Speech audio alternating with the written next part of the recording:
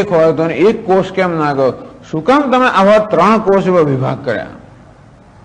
તેહી તત્ર ગુણ અવસ્થા ભેદ માત્ર પૃથક્કૃતા. આ 3 કોષ હિ યસ્માત, કારણ કે આ 3 જે પ્રાણમય, મનોમય અને વિજ્ઞાનમય જે કોષ છે એ ગુણની અવસ્થાના ભેદથી, કયા ગુણ? સત્વ, રજસ અને તમસ.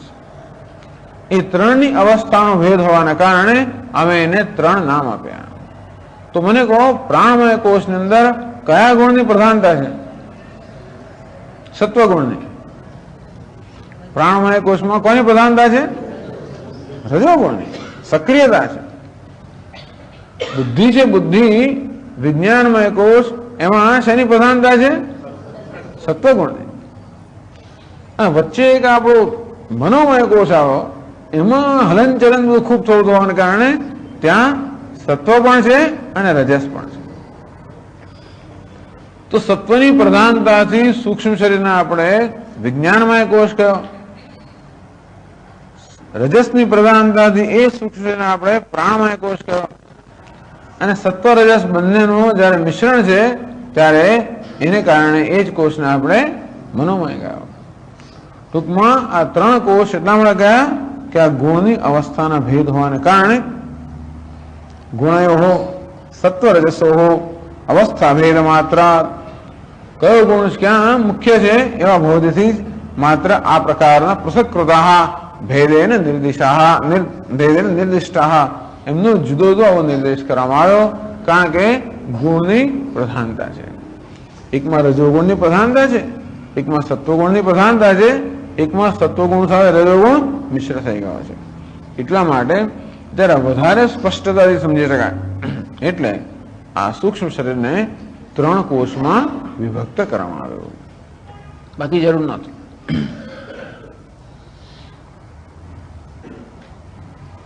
ચાલો આગળ આવતા ક્લાસમાં કરશું.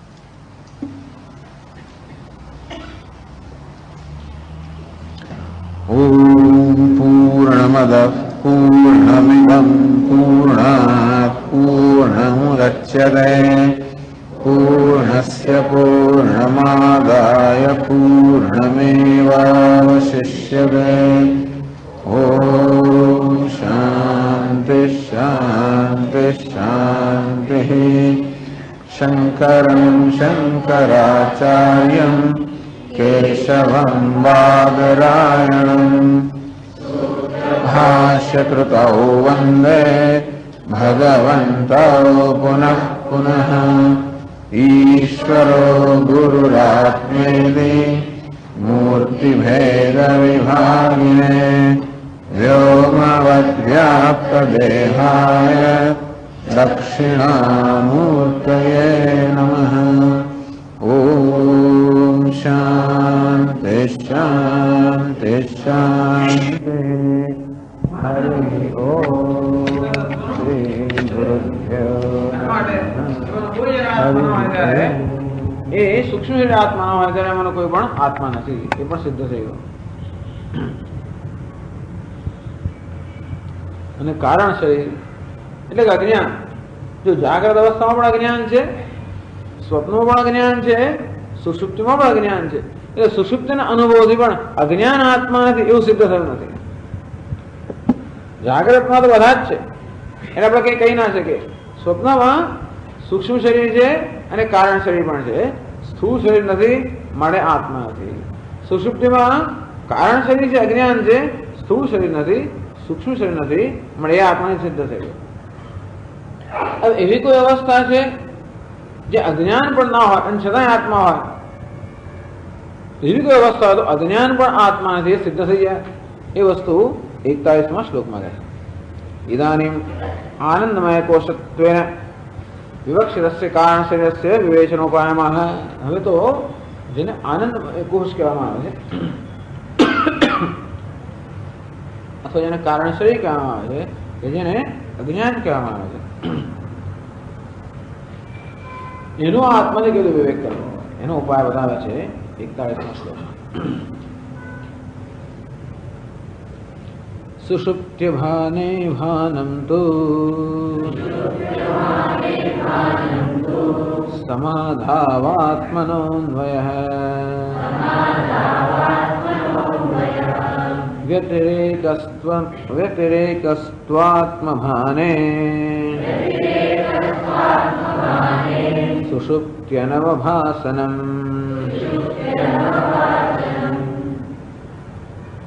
तो कारण છે કે અજ્ઞાન કે આનંદમય કોઈ પણ આત્મા નથી, એ શેના છે? સમાધિ અવસ્થા, એ બીજી અવસ્થા સમાધિ. તો સમાધિ કયા પ્રકારની સમાધિ, અહીંયા કયા પ્રકારની સમાધિ એનો અહીંયા આગળ ઉલ્લેખ છે કે નિર્દેશ છે? નિર્વિકલ્પ સમાધિ, જ્યાં મન પણ ના હોય. તો સુષુપ્તિને ગયા વખતે આપણે ચર્ચા કરી કે સુષુપ્તિને સમાધિમાં ભેદ છે. સુષુપ્તિમાં પણ મનનું ભાન નથી, સમાધિમાં પણ મનનું ભાન નથી, પણ સુષુપ્ત અવસ્થામાં માત્ર અજ્ઞાનનું તમોગુણનું આવરણ છે. જ્યારે સમાધિ અવસ્થામાં સાત્વિક અવસ્થાઓને કારણે એક એવી અવસ્થા છે પ્રકાશમય અવસ્થા છે. સુષુપ્તિ એ અંધકારમય અવસ્થા છે, સમાધિ એ પ્રકાશમય અવસ્થા છે. સુષુપ્તિમાં કશું દેખાતું નથી, માટે સુષુપ્તિમાં અંધકાર હોવાને કારણે કશું દેખાતું નથી. બધું છે ખરું, પણ અંધકાર હોવાને કારણે દેખાતું નથી. ટૂંકમાં સુષુપ્તિ અવસ્થા બધા આપણા પ્રશ્નો, સમસ્યાઓ, બધો અહંકાર, મમકાર, બધી સ્મૃતિ, આ સંસ્કાર બધું છે, પરંતુ અજ્ઞાન હોવાને કારણે, અજ્ઞાન રૂપી અંધકાર હોવાને કારણે એ કશાનું ભાન નથી. જ્યારે સમાધિ અવસ્થા કોને કહેવાય? આ બધી વસ્તુઓ નષ્ટ થઈ ગઈ, જ્યાં અજ્ઞાન નથી, કોઈ સંસ્કાર નથી, અહંકાર નથી, મમકાર નથી, આ બધી વસ્તુઓનું નિવારણ થઈ ગયું. એટલે કે વિવેકને કારણે આ બધી વસ્તુઓ નિવૃત્ત થઈ ગઈ. એવી કલ્પના કરો કે જ્યાં આગળ કોઈ પ્રકારનો સંઘર્ષ ના હોય, જ્યાં કોઈ રાગ દ્વેષ ના હોય, જે અવસ્થામાં બધું એકદમ સમાધાન હોય, ક્યાંય વિરોધ ના હોય, રાગ દ્વેષ નથી, કોઈ સંઘર્ષ નથી, એટલે મન કેવું છે? શાંત અવસ્થા છે. અને એવું શાંત કે જેમાં કોઈ વૃત્તિઓ પણ ઉઠતી નથી. તો એવી અવસ્થામાં અજ્ઞાન નથી, ત્યાં શું છે? જ્ઞાનનો પ્રકાશ છે. પરંતુ મન પણ સંપૂર્ણ રીતે સમાહિત થઈ ગયું, એટલે મનમાં સમાધાન થઈ ગયું. આ મનમાં સમાધાન ન થાય ત્યાં સુધી બિચારું કઈ ને કઈ કચકચ કર્યા કરે. આપણે પણ જયારે બે વ્યક્તિઓ વચ્ચે સમાધાન ન હોય તો કેવું કઈ ને કઈ થયા કરતું, કટકટ થયા કરતી હોય. સમાધાન થયું શું થઈ જાય? શાંતિ થઈ જાય. સમાધાન એટલે શું? સુલેહ થઈ ગઈ, બધી વસ્તુ સાથે સુલેહ. તેમ જયારે આ વિવેકથી બધી વસ્તુ સુલેહ થઈ ગઈ. આ બધા ચર્ચાનો ઘણો બધા પ્રસંગો આવશે, સમાધિ શબ્દ આવે એટલે થોડું એની આપણે સમજ પ્રાપ્ત કરીએ. આપણે બહુ ડર લાગે સમાધિ એટલે બધું આપણે ગભરાતો હોય છે. તો સમાધિ એટલે સુલેહ, જગત સાથે સુલેહ કરી દેવું, કે જગત સાથે કોઈ વિરોધ નથી, કોઈ રાગ નથી, દ્વેષ નથી, વિરોધ નથી, ફરિયાદ નથી, દોષારોપણ કાંઈ નથી. શરીર સાથે કોઈ વિરોધ નથી, મન સાથે વિરોધ, કશી વસ્તુ વિરોધ ના હોય. બધી વસ્તુઓ જેવી છે તેવી પ્રસન્નતા પૂર્વક સ્વીકારવામાં આવે તો મનને પછી કોઈ વિરોધ કરવાનું, સંઘર્ષ કરવાનું, કટકટ કરવાનું કારણ જ ના રહે. મનને એ પ્રકારની કોઈ કચકચ કરવાનું કારણ ના, એટલે મન કેવું બની જાય? શાંત, પ્રસન્ન, સ્વસ્થ બની જાય. અહંકારને પણ રહેવાની જરૂર નથી. અહંકાર ક્યાં સુધી છે? જ્યાં સુધી મારે મારી જાતનું રક્ષણ કરવાનું છે ત્યાં સુધી અહંકારની જરૂર છે. કંઈક આક્રમણ હશે, કંઈક હુમલો થશે, એમ જયારે જયારે મને ભય હોય કે સંશય હોય કે દહેશત હોય ત્યારે હંમેશા અહંકાર બરોબર તૈયાર, ડિફેન્સ મેકેનિઝમ અર્થાત અહંકાર બરોબર તૈયાર હોય. પણ કશું આક્રમણની હવે કોઈ શંકા નથી, કોઈ પ્રકારનો ભય જયારે નથી, આવું ના હોય ત્યારે અહંકારે પણ અહંકાર ઉપર રહેવાની કોઈ આવશ્યકતા નથી. અહંકાર પણ સંતોષથી સ્વસ્થ બની ગયો, શાંત બની ગયો. આવી કલ્પના તો આનંદ આપે છે ને, કેવી સુંદર વસ્તુ છે ને. આમાં સમાધિ કરતા ક્યાંય વિરોધ નથી, ફરિયાદ નથી, બધે સમાધાન, બધાની સાથે સમાધાન, સુલેહ, સ્વીકાર, પ્રસન્નતા. શરીર જેવું છે તેવું યોગ્ય છે, મન જેવું છે તેવું યોગ્ય છે, જગત જેવું છે તેવું યોગ્ય છે. બીજી કઈ વસ્તુ ના કરીએ, આ શોધી કાઢે તો ચાલે. આમ તો પ્રાણાયામ બધું કરી કરીને સમાધિ પ્રાપ્ત કરતા હોય, પણ વેદાંતી લોકો કેમ સમાધિ પ્રાપ્ત કરવા છે? આવી રીતે મનની અંદર ઉચાટ થવાનું કારણ શું? મનમાં એક પછી એક વૃત્તિઓ જન્મ્યા કરતી હોવાનું કારણ શું? મનમાં કંઈક ઉચાટ છે, મૂંઝવણ છે, એને ક્યાંક વિરોધ છે, એને ક્યાંક અણગમો છે, એને ક્યાંક દુઃખ છે, એને ક્યાંક ગમતું નથી. એટલા માટે આ મનની એ મુશ્કેલી દૂર કરી દે તો મન શાંત થઈ જાય. મનની મુશ્કેલી અકબંધ રાખીએ ને પછી એને ઘણા દમન કરીને આપણે શાંત કરી દઈએ તો રહે થોડી વખત, પણ એની બધી મૂંઝવણ અંદર રહી ગઈ હોય એટલે વળી પાછું શાંત થઈ જાય. એટલે વેદાંત શું કરવા માંગે છે? મનમાં જે કઈ મૂંઝવણ હોય એ મૂંઝવણમાંથી મનને દૂર કરવું. એ તો આખી જિંદગી જતી રહે છે. જિંદગી શું જન્મ જતા સરળ નથી. મનની મૂંઝવણો જેમ જેમ દૂર કરે છે નવી નવી મૂંઝવણ આવતી જાય છે, ઘણી એવું લાગે છે, પણ છતાં સત પ્રયત્ન ચાલુ જ રાખીએ. બસ આનંદમાં જીવો. શા માટે ફરિયાદ છે? શા માટે ફરિયાદ છે? કેમ અણગમો છે? કેમ દ્વેષ છે? કેમ નથી ગમતું? શું છે? પછી એટલે જ વેદાંત સમજાવે છે કે આ બધાનું કોઈ કારણ નથી. શોચ્યાન અન્વસુતસ્તુ, કશાનું કારણ નથી. જગત મિથ્યા છે. જેમ જેમ સમજાય તેમ તેમ એના વિશે કોઈ પ્રકારના પ્રત્યાઘાત ન જન્મે. આ મન જયારે સંપૂર્ણ રીતે પ્રત્યાઘાતમાંથી મુક્ત થઈ જાય, રિએક્શન્સમાંથી મુક્ત થઈ જાય, એ મન કેવું બની જાય? સમાહિત બની જાય, શાંત બની જાય. અંતે વખતે માત્ર ચૈતન્ય એના શુદ્ધ સ્વરૂપમાં પ્રકાશે. આમ તો ચૈતન્ય હંમેશા પ્રકાશતો જ શુદ્ધ સ્વરૂપમાં જ, પણ બીજી બધી વસ્તુઓ ઘોંઘાટ કરતી હોય એનાથી એનું બરોબર ભાન ન થાય. આ મન પણ ઘોંઘાટ કરતો બંધ થઈ ગયો, ત્યારે એ અવસ્થાને સમાધિ અવસ્થા ગઈ. લીને પૂર્વ વિકલ્પે તો યાવદન્યસ્ય નોદય, આગળની વૃત્તિ છે વિકલ્પ એ શાંત થઈ ગયો, નવી વૃત્તિ જન્મી નથી. નિર્વિકલ્પ કે ચૈતન્યમ સ્પષ્ટમ તાવત વિભાસતે. ત્યારે એક વિચાર જતો, એક વૃત્તિ શાંત થઈ ગઈ અને બીજી વૃત્તિનો ઉદય થયો નથી, એવી અવસ્થા કેવી હોય? એનું નામ નિર્વિકલ્પક અવસ્થા, કોઈ વિકલ્પ નથી. અને ત્યારે માત્ર ચૈતન્ય પ્રકાશ છે. અત્યારે તો એવી શક્યતા નથી. અત્યારે તો વૃત્તિ એવી જોરથી દોડે છે ને કે પહેલો વિચાર ક્યારે પૂરો થયો, પહેલો તો બીજો વિચાર ક્યાંય આવી ગયો, એટલે બે વિચારો છે કોઈ અંતર નથી, ભાગાભાગ ચાલે છે. એટલે એક વિચાર પૂરો ક્યાં થયો સમજ નથી પડતી. પણ જેમ જેમ મનમાં સમાધાન થતું જાય, બસ આ જ કરવાનું છે. આપણે વેદાંત શીખવામાં છું બધી વસ્તુ સાથે સુલેહ સમાધાન, અવિરોધ. અવિરોધ માત્ર નહીં, પ્રેમ. માત્ર અવિરોધ નહીં, પરંતુ પ્રેમ.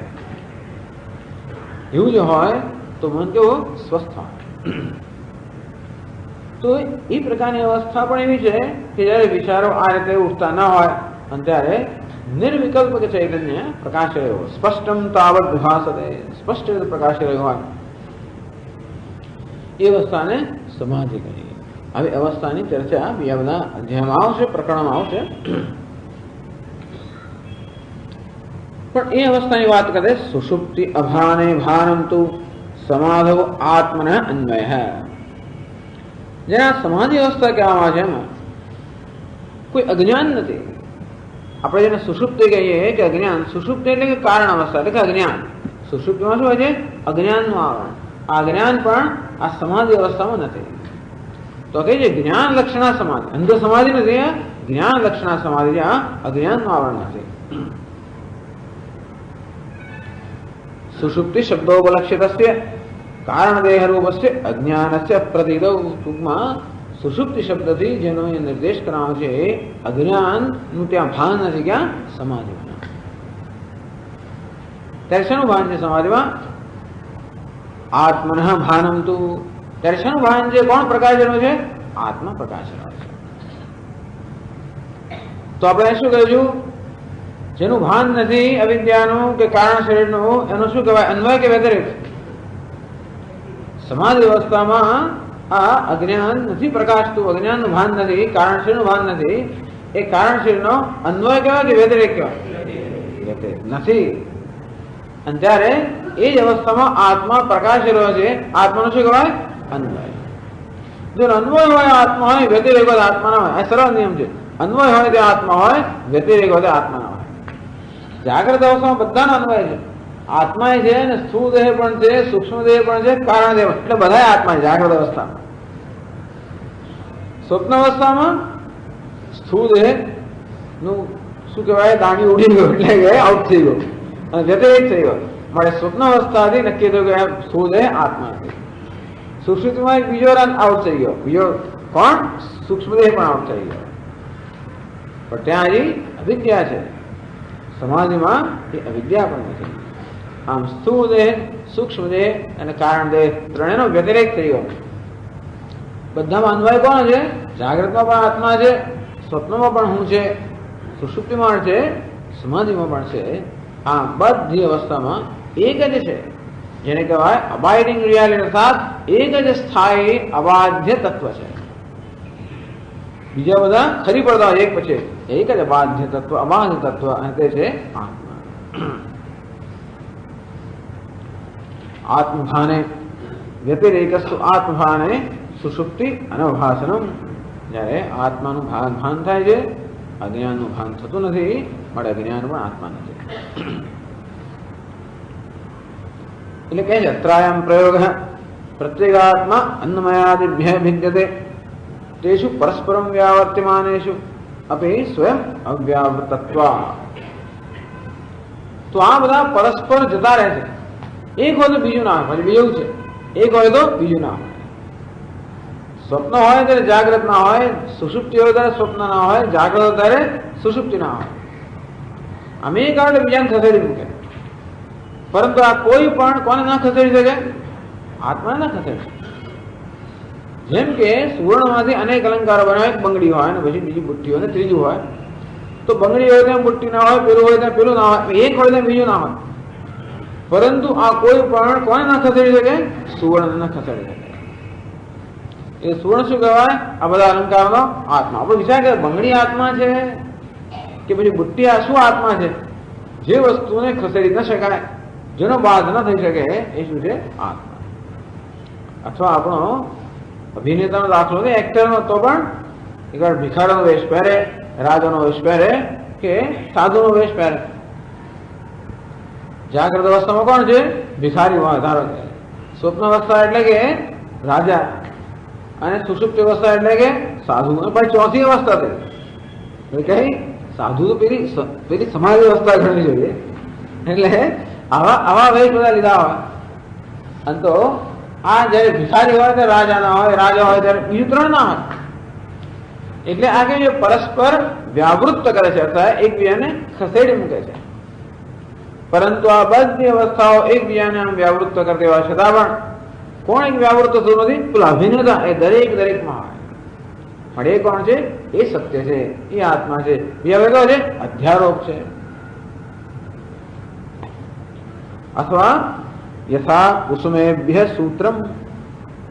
જેમાં માળા છે, માળામાં દોરો છે, એમાં અનેક બધા ફૂલ પરોવાયેલા છે. એક ફૂલ હોય તો બીજું ફૂલ ના હોય, બીજું હોય ત્યાં ત્રીજું ના હોય. પણ એ બધામાં સૂત્ર જે છે, દોરો જે છે, એ કેવો છે? અનુવૃત્ત. એને અનુવૃત્તિ કહેવાય, અન્વય કહેવાય. અને ફૂલ એકબીજાને શું કરે છે?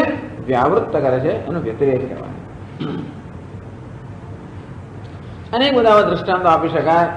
અને તે રીતે આ ચાર અવસ્થાના પૃથક્કરણથી કે આ ચાર અવસ્થાના પર વિચાર કરવાથી આપણે સમજી શકીએ કે આ સ્થૂળ દેહ, સૂક્ષ્મ દેહ કે કારણ દેહ, અથવા અન્નમય, પ્રાણમય, મનોમય, વિજ્ઞાનમય અને આનંદમય, આ પંચકોશ આત્મા નથી.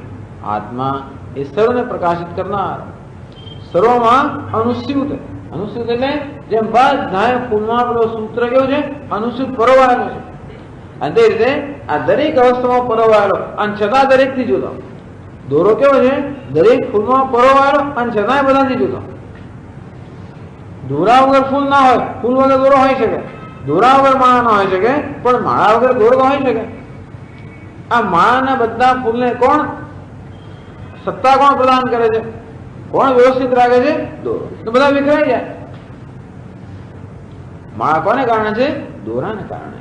દોરો શું? એમનો આધાર છે, આશ્રય છે. બસ આથી વધારે દ્રષ્ટાંત નહીં લઈ જવાનું. પછી દરેક દ્રષ્ટાંતની મર્યાદા હોય, દરેક દ્રષ્ટાંતમાંથી થોડું સમજવાનું. પણ સ્વામી માણા દોરો જુદો અને પછી આ જુદો એવું બહુ પછી આગળ ખેંચાખેંચ કરીએ દ્રષ્ટાંત તો મુશ્કેલી થઈ જાય. આ દ્રષ્ટાંત શેના માટે છે? અનુવૃત્તિ અને વ્યાવૃત્તિ, અન્વય વ્યતિરેક, એના માટેનો દ્રષ્ટાંત છે કે આ દોરો દરેક પુષ્પમાં કયો છે? અનુસ્યુત છે. પુષ્પ એકબીજાને વ્યાવૃત્ત કરે છે, પરંતુ એ દોરાને સૂત્રને ન વ્યાવૃત્ત કરી શકે. તેમ પ્રત્યેક અવસ્થા બીજી અવસ્થાને ખસેડી મૂકે. જાગ્રત, સ્વપ્ન, સુષુપ્તિ બધી ચલાય એ કોઈ પણ અવસ્થા આત્મા ન ખસેડી શકે. આ રીતે આ યુક્તિથી બતાવે, યુક્તિથી બતાવ્યું કેવી રીતે આ પંચકોશ આત્મા નથી. યુક્તિ અન્વય વ્યતિરેકાભ્યામ કોશ પંચકાદ વિવેક્તસ્ય આત્મનઃ બ્રહ્મ પ્રાપ્તિ ભવતિ ઇતિ ઉત્તમ. અંતેથી આ રીતે પંચકોશથી આત્માને આપણે જ્યારે જુદો કરીએ ત્યારે શું થઈએ? આત્મા કેવો જાણ? શુદ્ધ ચૈતન્ય અર્થાત બ્રહ્મ. ત્યારે જ્ઞાન થાય કે આત્મા શુદ્ધ ચૈતન્ય છે, આત્મા બ્રહ્મ છે. નહીતર ક્યારેક જ્ઞાન થાય? જાગ્રત ની અંદર. જાગ્રતમાં જ્ઞાન ના થયું નહીં, પણ સ્થૂળદેહ ની અંદર અહંભાવ હોય તો આત્મા સ્થૂળદેહ જેવું જાણે. જેની સાથે અહંભાવ એ જ આત્મા હોય, બધાનો અહંભાવ જયારે ના હોય, કારણ કે બધા અનાત્મા છે. અને એ રીતે સર્વમાંથી અહંભાવમાં જયારે મુક્ત થવાય ત્યારે આત્માનું જે વાસ્તવિક સ્વરૂપ છે શુદ્ધ ચૈતન્ય, એ શું છે? પરમ બ્રહ્મ.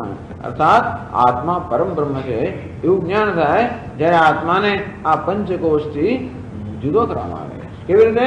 આ પ્રકારની યુક્તિથી. આ જ વસ્તુ કઠોપનિષદમાં કહેવામાં આવી છે. એટલે આ ગ્રંથની શૈલી એવી છે કે હવે બધી દલીલો આપણને યુક્તિ સમજાવ્યા પછી એમ કહે છે કે આ બધી યુક્તિઓ શેના પર આધારિત છે? ક્યાંથી આ બધી યુક્તિ આપ લાવે? તો કે ઉપનિષદમાંથી. આ બધા માટે છેવટનું પ્રમાણ કયું? ઉપનિષદ, એટલે કે શ્રુતિ. અને હંમેશા કોઈ પણ વિચાર પ્રસ્તુત કર્યા પછી એ વિચારના સમર્થનના રૂપમાં આ ગ્રંથકાર શ્રુતિ અર્થાત ઉપનિષદનો કોઈનો કોઈ મંત્ર ટાંકે કે જો ભાઈ આ મંત્રમાં જ કહેવામાં આવ્યું છે અને એ મંત્રને સમજાવતી આ બધી યુક્તિ છે. એટલે આ ગ્રંથ શું કરે છે? આપણને છેવટે ઉપનિષદના દર્શન આપે છે. ઉપનિષદના મંત્રોમાં જે તત્વનું પ્રતિપાદન કરવાનું હોય એને જ વિસ્તારપૂર્વક સમજાવે છે.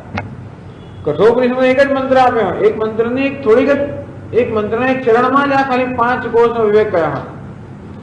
પણ અહીંયા ઘણા બધા શ્લોકોની અંદર એ વસ્તુ સમજાવે. એટલે ઘણા બધા 1500 શ્લોકો લખ્યા છે. તો ઉપનિષદના જે અગત્યના બધા મંત્રો છે કે અગત્યના જે બધા વિભાગો છે એને વિસ્તારપૂર્વક આ ગ્રંથમાં સમજાવે છે. એ દ્રષ્ટિએ આવા જે પ્રકરણ ગ્રંથો હોય છે એ બધા ઉપનિષદ કે ભગવદ્ ગીતા જે મૂળ ગ્રંથો છે એની વ્યાખ્યા સમાન છે. એ બધાની વ્યાખ્યા સમાન છે. તેથી 45મા શ્લોકની અંદર કઠોપનિષદનો જે પૂરો મંત્ર છે જે આ રીતે આ આત્માને પંચકોશથી કેમ જુદો કરવો જોઈએ એનો જે ઉપદેશ કરવામાં આવ્યો છે એ મંત્રમાં જે વિચાર રહેલો છે એ વિચારને અહીંયા આગળ 42મા શ્લોકમાં વ્યક્ત કરે છે. પછી આપણને ખબર પડવી જોઈએ કે પેલા મંત્રનું આમાં ઉદાહરણ છે. ઘણીવાર આ ગ્રંથકાર શું કરે છે? એ મંત્ર બેઠો અહીંયા બતાવે. ઘણીવાર શું કરે? આખો મંત્ર એવો ના બતાવે, એમાં જે વિચાર હોય વિચાર બતાવે. તો આ તો અનુષ્ટુપ છંદમાં પુસ્તક લખાયેલું છે. અનુષ્ટુપ છંદમાં એ મંત્ર હોત તો એમને મૂક્યો હોત અને સાથે સાથે જે કહેવું છે એ જ મંત્ર કહેતો હોત. એક મંત્રમાં અનેક વસ્તુ આવતો છે, આપણા નિરુપયોગી જે વસ્તુ હોય એને ના કહે. અંતેથી કઠોપનિષદનો જે મંત્ર છે કઠોપનિષદ છેલ્લી વલ્લીમાં છેલ્લો જ મંત્ર અંગુષ્ઠ માત્ર પુરુષોંતરાત્મા સદા જનાનામ હૃદય સન્નિવિષ્ટ હૈ. अंगुष्ठ मात्र है पुरुष है अंतरात्मा. अंगुष्ठ मात्र पुरुष है. पुरुष એટલે કે આત્મા કે ચૈતન્ય કેવો છે? અંગૂઠા જેવડો છે. સદા જનાનામ હૃદય સન્નિવિષ્ટ હૈ. આ પ્રાણી માત્રના હૃદયની અંદર પ્રવેશેલો છે. કોણ? આત્મા. કેટલો આત્મા? અંગૂઠા જેવડો. યાદ આવે છે? અંગુષ્ઠ માત્ર. આત્માને અંગૂઠા જેવડો કેમ કહેવાય? અંગૂઠા જેવડું શું છે? આપણું જે હૃદય છે હૃદયની અંદર એક અંગૂઠા જેવડી જગ્યા છે એવું કહેવાય. હવે તમે જયારે જોવાનો પ્રયત્ન આવું છે કે નહીં, તો તો હૃદયની અંદર એટલે હૃદયમાંથી જે પેલી મોટી નળી જતી હોય એની અંદર હોય છે, હૃદયની અંદર તો નથી હોતું, પણ હૃદયમાંથી જે લોહીની શું કહેવાય રક્તવાહી એવું આવતી હોય એમાં એ અંગૂઠા જેવડી હોય છે. એ દ્રષ્ટિએ કહેવાય કે હૃદયની અંદર અંગૂઠા જેવડી જગ્યા છે, આકાશ છે, અને એમાં અંતઃકરણનું સ્થાન છે, કેન્દ્ર છે. એટલે અંતઃકરણ કે મન સાથે આત્માનો અહંભાવ હોવાને કારણે મન જેવું હોય એવું આત્મા. તો મનનું સ્થાન કયું? તો કે હૃદયની અંદર અંગૂઠા જેવું જે આકાશ છે એટલામાં મન રહેલું છે, અને એની અંદર આત્માનો અહંભાવ હોવાને કારણે એમ કહેવાય કે આત્મા પણ કેટલો છે? અંગૂઠા જેવો. ટૂંકમાં નાનકડો પેલો એક બહિર્ગોળ કાચ હોય એમાં આપણે જોઈએ ભલે હું 6 ફૂટનો હું, એમાં આટલો જ દેખાવ. એટલે જેવું પ્રતિબિંબિત કરનારું માધ્યમ એટલો હું. અને તે રીતે આ આપણું અંતઃકરણ જે છે એકદમ નાનકડું અંગૂઠા જેવડું છે, બિચાર અલ્પ છે, અને એની અંદર હમ ભાવ ધરાવતો આત્મા પણ જાણે કે એવું જલતું ના હોય, અને લેખે છે કે આત્મા અંગૂઠા જેવડો છે, પ્રાણી માત્ર હૃદયમાં પ્રવેશેલો છે. તમ સ્વા શરીરાત પ્રવૃહેત મુંજાત એવ ઈશિકામ ધૈર્યેણ. તો કઠોપનિષદ કહે છે એ આત્માને પોતાના શરીર અર્થાત આ 3 શરીર કે પંચકોશમાંથી જુદો કરવો જોઈએ. પ્રવૃહે ધૈર્યેણ અત્યંત ધીરજપૂર્વક સાવધાનીથી એ આત્માને શરીર 3 શરીરથી એટલે સ્થૂળ સૂક્ષ્મ કારણ કે પંચકોશથી એને જુદો કરવો જોઈએ. કેવો જુદો કરવો જોઈએ? મુંજાદેવ ઈશિકા. મુંજ એક પ્રકારનું ઘાસ છે, ઈશિકા એટલે એ ઘાસની અંદર ઘણા બધા બહાર બહુ જાડા અને કઠણ પડ હોય છે, અને એમાં એકદમ સૂક્ષ્મ કોમળ પેલો ગર્ભ રહેલો છે. એને જો બહાર કાઢવો હોય તો બહારના પેલા પડ આપણે કાઢવા પડે, પરંતુ એ કરવામાં જો સાવધાની ન રાખવામાં આવે તો પેલો અંદરનો ગર્ભ તૂટી જાય. ધૈર્યેણ ખૂબ ધીરજની અર્થાત સાવધાની એકાગ્રતાની જરૂર છે. દ્રષ્ટાંત પણ સરસ આપ્યું. અંતિમ રીતે આત્મા કેવો છે? અત્યંત સૂક્ષ્મ છે. પેલું ઈશિકા જેને કહેવાય, ઈશિકા એટલે પેલા મુંજ ઘાસમાં રહેલો એકદમ સૂક્ષ્મ પેલો ગર્ભ, સૂક્ષ્મ તૃણ કોમળ.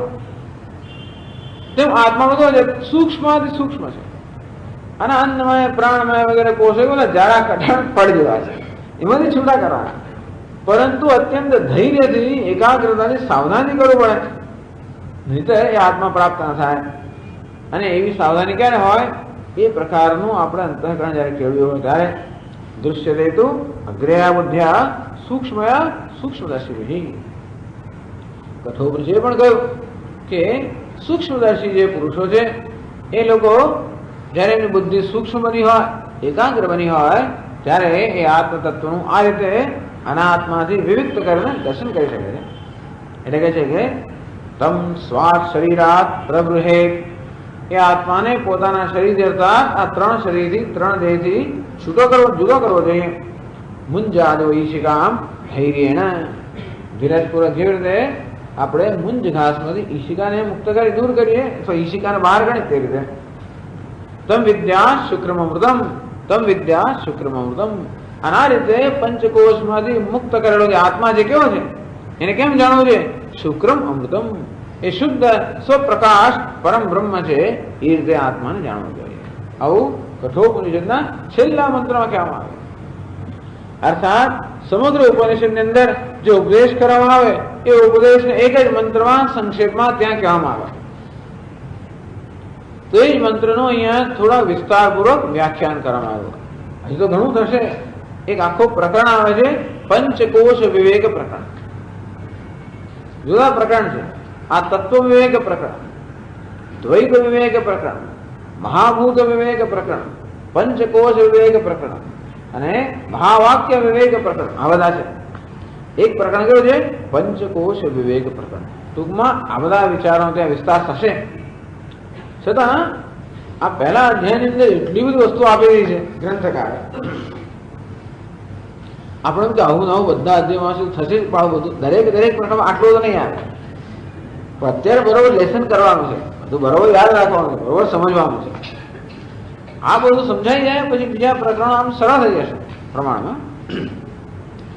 તો હમણાં જે કઠોપનિષદ મંત્ર ગયો એ મંત્ર તો અહીંયા 45મા શ્લોકમાં નથી લખતા, પણ એ મંત્રમાં જે વિચાર આવ્યો, વિચાર દર્શાવ્યો, એ વિચાર જે અર્થ, એ અર્થને આ 45મા શ્લોકમાં વ્યક્ત કરે છે. કહે છે અહીંયા આગળ કશશ્રુતિ અર્થતઃ પઠતે, ક્યારેક ક્યારેક પાઠ શબ્દતઃ, ક્યારેક ક્યારેક અર્થતઃ. એમાં જે અર્થ છે એ અહીંયા આગળ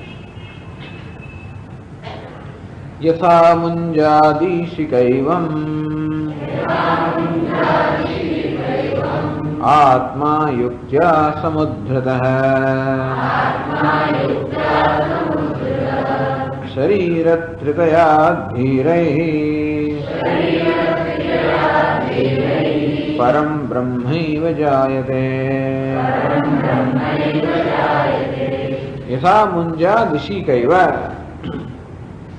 યથા જેવી રીતે મુંજાત, મુંજકાસ્મદી ઈશિકા, ઈશિકા એટલે પેલું તો એકદમ કોમળ ગર્ભ તૃણ, જેવી રીતે તેવી રીતે આત્મા યુક્ત્યા સમુદ્રતઃ શરીરત્રિતયા ધીરૈઃ, ધીરૈઃ ધીર પુરુષો વડે, ધૈર્યેણ, પેલા મંત્રમાં શું કહે છે? ધૈર્યેણ તમ સ્વાસ શરીરાત પ્રવૃહેત ધૈર્યેણ, પોતાના 3 શરીરથી ધૈર્ય ધીરજપૂર્વક એને દૂર કરીને એને છૂટો કરવો જોઈએ. તો ધીરે કયા ધીર પુરુષો આ કરે છે? કે બ્રહ્મચર્યાદિ સાધન સંપન્ન અધિકારી. ટૂંકમાં આ પ્રકારનો વિવેક કરવા માટે સૂક્ષ્મ બુદ્ધિની આવશ્યકતા છે. આ બોલ પ્રધાન લખી ગયા બરાબર ફટાફટ સરસ, પણ એવું કરવા માટે કઈ જરૂર છે? સૂક્ષ્મ એકાગ્ર બુદ્ધિની આવશ્યકતા છે. કે આત્મા અત્યંત સૂક્ષ્મ હોવાને કારણે જેમ ઘણી વાર અક્ષરો બહુ ઝીણા હોય તો વાંચવા માટે કેવું એકદમ બહુ આમ એકાગ્ર બનવું પડતું હોય છે. તો જેમ વસ્તુ સૂક્ષ્મ હોય તેમ એના જ્ઞાન માટે વધારે સૂક્ષ્મતાની, વધારે એકાગ્રતાની આવશ્યકતા હોય છે. આત્મા સૂક્ષ્મથી સૂક્ષ્મ હોવાને કારણે એના વિવેક માટે સૂક્ષ્મતાની, એકાગ્રતાની આવશ્યકતા છે. એટલે કહ્યું ધીરૈઃ બ્રહ્મચર્યાદિ સાધન સંપન્ન. ટૂંકમાં બ્રહ્મચર્ય એટલે એની સાથે જે આવતા હોય બધા સાધનો, સમાધિ ષટક સંપત્તિ, શમ દમ ઉપરમ, આ પ્રકારના સાધનો હોય. આ 6 સાધનો આવે એટલે સમાધાન થઈ જાય. 5 આવે જો શમ દમ ઉપરમ તિતિક્ષા અને શ્રદ્ધા, આ 5 આવે તો સમાધાન થઈ જાય. શમ એટલે શું? મનની શાંતિ, અર્થાત રાગ દ્વેષનો અભાવ. કે રાગ પણ નથી અને દ્વેષ પણ નથી. રાગ અને દ્વેષ બે એકે હોય તો મન શું થાય? શાંત ના હોય. શમ એટલે શાંતિ. દમ એટલે ઇન્દ્રિય નિગ્રહ, ઇન્દ્રિયમાં કોઈ પ્રકારની ચંચળતા નથી. ઇન્દ્રિય પણ સમાધાન થયેલું, પેલા વિષયો સાથે સમાધાન થયેલું. રાગ પણ નથી, દ્વેષ નથી, શું કહેવાય? શમ. પછી ઇન્દ્રિયોની અંદર જે પ્રવૃત્તિ હોય સમાધાન થયું, દમ. ઉપરમાં પછી તો વિષયો હોય છતાં પણ આપણો ભોગ બધું ઉત્પન્ન ના કરે, પૂર્ણ સમાધાન થયું વિષયો સાથે, એને ઉપરમાં કહેવાય. ટૂંકમાં જગતના વિષયો ભોગ બુદ્ધિ પણ ઉત્પન્ન કરતા નથી, કે જગતના વિષયો દ્વેષ પણ, 2 વસ્તુ ઉત્પન્ન કરે. કશું કર્યા વગર વસ્તુ ક્યાં પડી છે, કોઈ મારામાં કશું કરે છે. શું કરે છે? ક્યાં તો મારામાં આકર્ષણ ઉત્પન્ન કરે છે અથવા મારામાં દ્વેષ ઉત્પન્ન કરે છે. જળ વસ્તુ આ ચેતનને કેવો નચાવે છે? જગતના જળ વિષયો કેવાને નચાવે છે? માત્ર ત્યાં પડ્યું છે કે ઊભું છે કે બેઠું છે, કશું કર્યું એટલે મારામાં કંઈક થાય છે. મને કઈ કરતા થાય શું થાય છે? ગમે છે નથી, ગમો કેમ? અને એ ગમાણમાંથી મુક્તિ એટલે શું? બધી વસ્તુઓ સમાધાન. તો રાગ દ્વેષમાંથી મુક્તિ, એનું નામ શમ. દમ ઉપર આવે તો જાણે આંતરિક અવરોધો દૂર થાય. પણ છતાં બહારથી મારા પર આક્રમણ કરવામાં આવે તો, બહારથી મારું અપમાન કરવામાં આવે, મારી હાંસી ઉડાવવામાં આવે, મારો તિરસ્કાર કરવામાં આવે, ઠંડી ગરમી આ બધી પ્રતિકૂળ વસ્તુઓ થાય તો શું? બહારથી દુઃખ આવતું તિતિક્ષા. તિતિક્ષા એટલે શું? જે કોઈ પ્રકારનો સંજોગ હોય એને કોઈ પ્રકારના વિરોધ કે પ્રતિકાર વગર સહન કરવો. આ બધી વસ્તુ કહેવાની બહુ સારી છે, પણ આવું કરવાની જરૂર છે. આવું નહીં કરીએ બીજું કરવાનું શું છે? ટૂંકમાં આમ તો ખાવા પીવામાં બધામાં આપણો સમય જતો હોય છે, પણ ખાલી આપણે જીવનમાં સિદ્ધ કઈ વસ્તુ કરવાની, આ બધું કરવાનું છે. તિતિક્ષા એટલે માત્ર આપણે સહન કરી લેવું નહીં, મૂંગા મોડે સહન કરવું એવું નહીં. તિતિક્ષા અર્થાત ગમે તે પ્રકારનો બહારના પ્રતિકૂળ સંજોગો સામે પણ કોઈ પ્રકારનો વિરોધ, સમાધાન. પ્રતિકૂળ સંજોગો સાથે સમાધાન એટલે શું? તિતિક્ષા. જગતના વિષયો સાથે બધા પદાર્થો સમાધાન એટલે શું? ઇન્દ્રિયના વિષયો સાથે સમાધાન એટલે શું? ઉપરામા. અને જગતની પ્રતિકૂળ પરિસ્થિતિ સમાધાન એટલે શું? તિતિક્ષા. અને ત્રીજો કયો વિરોધ થાય? બુદ્ધિનો વિરોધ થાય. એક આ ઇન્દ્રિયના સ્તર પર થાય, એક મનના સ્તર પર થાય, અને ત્રીજો બુદ્ધિના સ્તર પર. આ તો કે હોતું હશે, આવું તો હોય, આ તો કે સાચું હોય. શાસ્ત્રની અંદર એ કહેતા હોય છતાં પણ આપણે આ પ્રકારની વસ્તુ થતી હોય, અર્થાત શ્રદ્ધાનો અભાવ હોય તો બુદ્ધિ પણ શાંત ના રહે. શ્રદ્ધા એટલે શું? બુદ્ધિનું શાસ્ત્ર બધા સાથે સમાધાન. બસ આટલું થાય એટલે સમાધાન. છઠ્ઠો ગુણ કયો છે? સમાધાન. ક્ષમા, દમ, ઉપરમ, તિતિક્ષા, શ્રદ્ધા. આટલું હોય તો શું હોય? સમાધાન. સમાધાન એટલે સમાધિ. ટૂંકમાં મનમાં હવે કોઈ પ્રકારનો વિરોધ નથી, કોઈ પ્રકારનો અસંતોષ નથી, કોઈ પ્રકારનો દોષારોપણ નથી, કોઈ પ્રકાર નથી. મને કેવું બની ગયું? સમાહિત બની ગયું. આ બધું કરવાનું, આ બધી કરવાની આવશ્યકતા છે. આ ગ્રંથમાંની બહુ ચર્ચા નથી કરતા, કારણ કે આ બધું થયું હોય એના માટે આ ગ્રંથ છે, પણ છતાં ઉલ્લેખ કરે ધીર. ધીર પુરુષ કોને કહેવાય? જેમણે આ પ્રકારની માનસિક પરિપક્વતા, સ્વસ્થતા પ્રાપ્ત કરી છે. શરીરત્રિતયાત. આ શરીરત્રય એટલે કયા? સ્થૂળ શરીર, સૂક્ષ્મ શરીર અને કારણ શરીર. આ ત્રણ શરીરથી અથવા તો પંચકોશથી યુક્ત્યા સમુદ્રત. યુક્તિપૂર્વક. કઈ યુક્તિ? અન્વય વ્યતિરેક નામની યુક્તિ કહેવામાં આવે. એ યુક્તિ વડે ટૂંકમાં પેલા મુંજ ઘાસમાંથી પેલી ઈશિકાને જો દૂર કર્યો તો પણ યુક્તિ જોઈએ, એમાં પણ યુક્તિ જોઈએ. ટૂંકમાં શું કુશળતાથી કરો, બહુ જોર અજમાવા જઈએ અને આમ ઉતાવળ કરો તો ના થાય. યુક્તિપૂર્વક એને દૂર કરો. તેવી રીતે આત્માને પણ આ શરીર કે પંચકોશથી એને પણ જુદો સમજવા માટે અન્વય વ્યતિરેક નામની યુક્તિ બતાવી.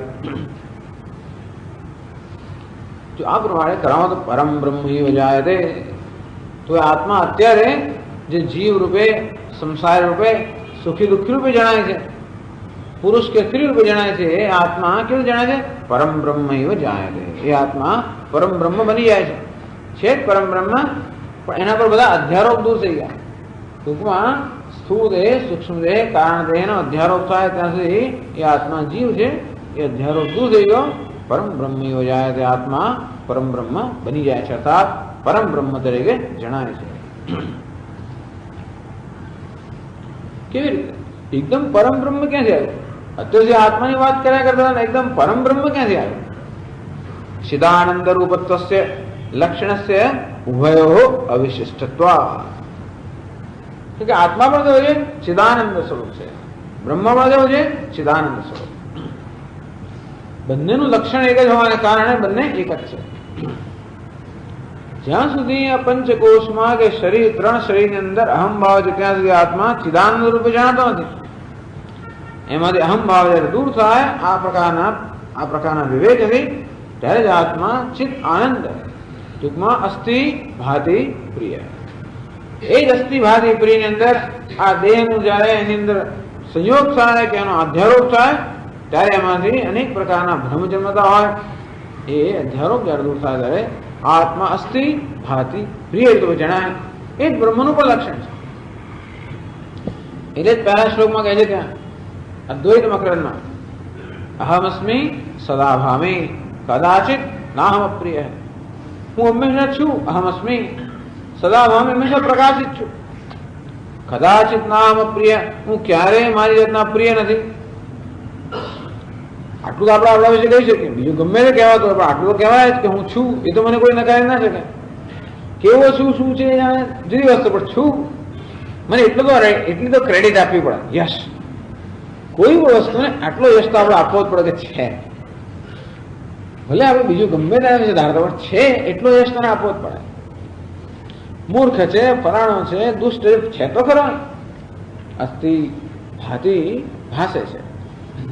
પ્રિયમ કદાચિત નામ અપ્રિય, હું ક્યારેય મારી જાતને અપ્રિય હોતો નથી. અર્થાત હંમેશા મારી જાત પ્રત્યે પ્રેમ હોય છે. એટલે અસ્થિ ભાતીને પ્રિય એ મારું સ્વરૂપ છે. તેથી એ પણ કોનું સ્વરૂપ છે? સચ્ચિદાનંદ બ્રહ્મનું સ્વરૂપ છે. તેથી સિદ્ધ થયું કે આત્મા બ્રહ્મ છે. આ પ્રકારનું જ્ઞાન ક્યારે થાય? આત્માને આ રીતે આ પંચકોશથી વિવિધ કરવાના.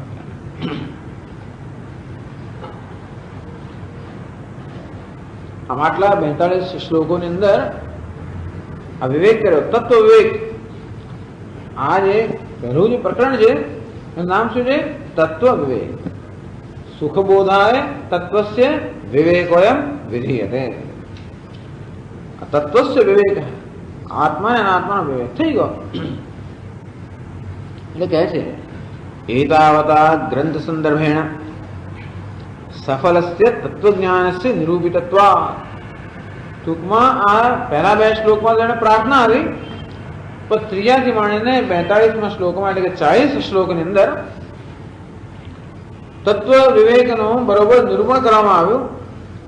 અને એ રીતે વિવેક કરવાથી, આત્માનો વિવેક કરવાથી કે પંચકોશ વિવેક કરવાથી શું ફળ મળે પણ કહ્યું. શું ફળ મળે? પરમ બ્રહ્મ એવ જાયતે. આત્મા પરમ બ્રહ્મ છે એ પ્રકારનું જ્ઞાન થાય છે. તો શું કહેવાનું બાકી રહ્યું? ઉત્તર ગ્રંથ ભાગસ્ય અનારંભ પ્રસંગ. ટૂંકમાં હવે જો કે કહેવાનું બાકી ના હોય તો પછી શાંત થઈ જવું જોઈએ. નિયમ શું છે? આપણે કહેવાનું હોય કહેવાય ગયું, પછી શાંત થઈ જવું. પછી આગળ લખ ના કરવું જોઈએ, બોલ ના કરવું જોઈએ. અને તેવી રીતે આ બે પ્રતિજ્ઞા કરેલી કે આ પ્રકરણમાં તત્વ વિવેક કરવામાં આવશે. તો આ શ્લોકોમાં જે તત્વ વિવેક થઈ ગયો અને એ તત્વ વિવેકને પરિણામે શું ફળ મળે એ પણ કહેવાય ગયું. તો હવે આગળના ગ્રંથની આવશ્યકતા શું છે? હવે શું કરવા આગળ લખો છો? પૂરો કેમ નથી થયો આ પ્રકરણ? એટલે કહે છે તો આરંભ સિદ્ધે વૃત્તાનુકથન પૂર્વકમ ઉત્તર ગ્રંથ છે તાત્પર્યમાં. તો હવે પછીનો જે ગ્રંથ છે, ગ્રંથ એટલે આ પહેલા પ્રકરણના હવે પછીના જે શ્લોકો છે, તે હવે પછીના થોડાક જે શ્લોકો આવે છે શેને માટે છે એ કહે છે 43મા શ્લોક માટે.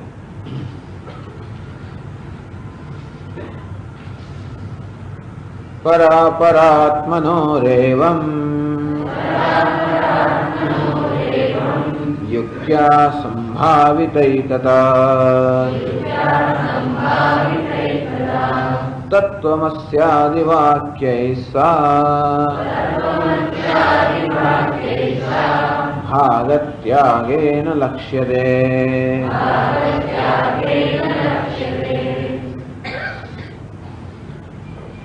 પર અપર આત્મનો એવં યુક્ત્યા સંભાવિતા એકતા. એવમ આ રીતે, અર્થાત આ છેલ્લા 40 શ્લોકોની અંદર એટલે કે 3 થી 42 એ 40 શ્લોકોમાં પર અપર આત્મનો પર આત્મા અપર આત્મા. પર એટલે શું? ચડિયાતું. અપર એટલે શું? ઉતરતું. પર આત્મા એટલે કોણ? પરમાત્મા. અપર આત્મા એટલે કોણ? જીવાત્મા, ઉતરતો આત્મા. પરમાત્મા અને જીવાત્મા એકતા સંભાવિતા. આ પરમાત્મા અને જીવાત્મા એક જ છે એ દર્શાવવામાં આવ્યું. એની સંભાવના બતાવવામાં આવી યુક્તિ વડે.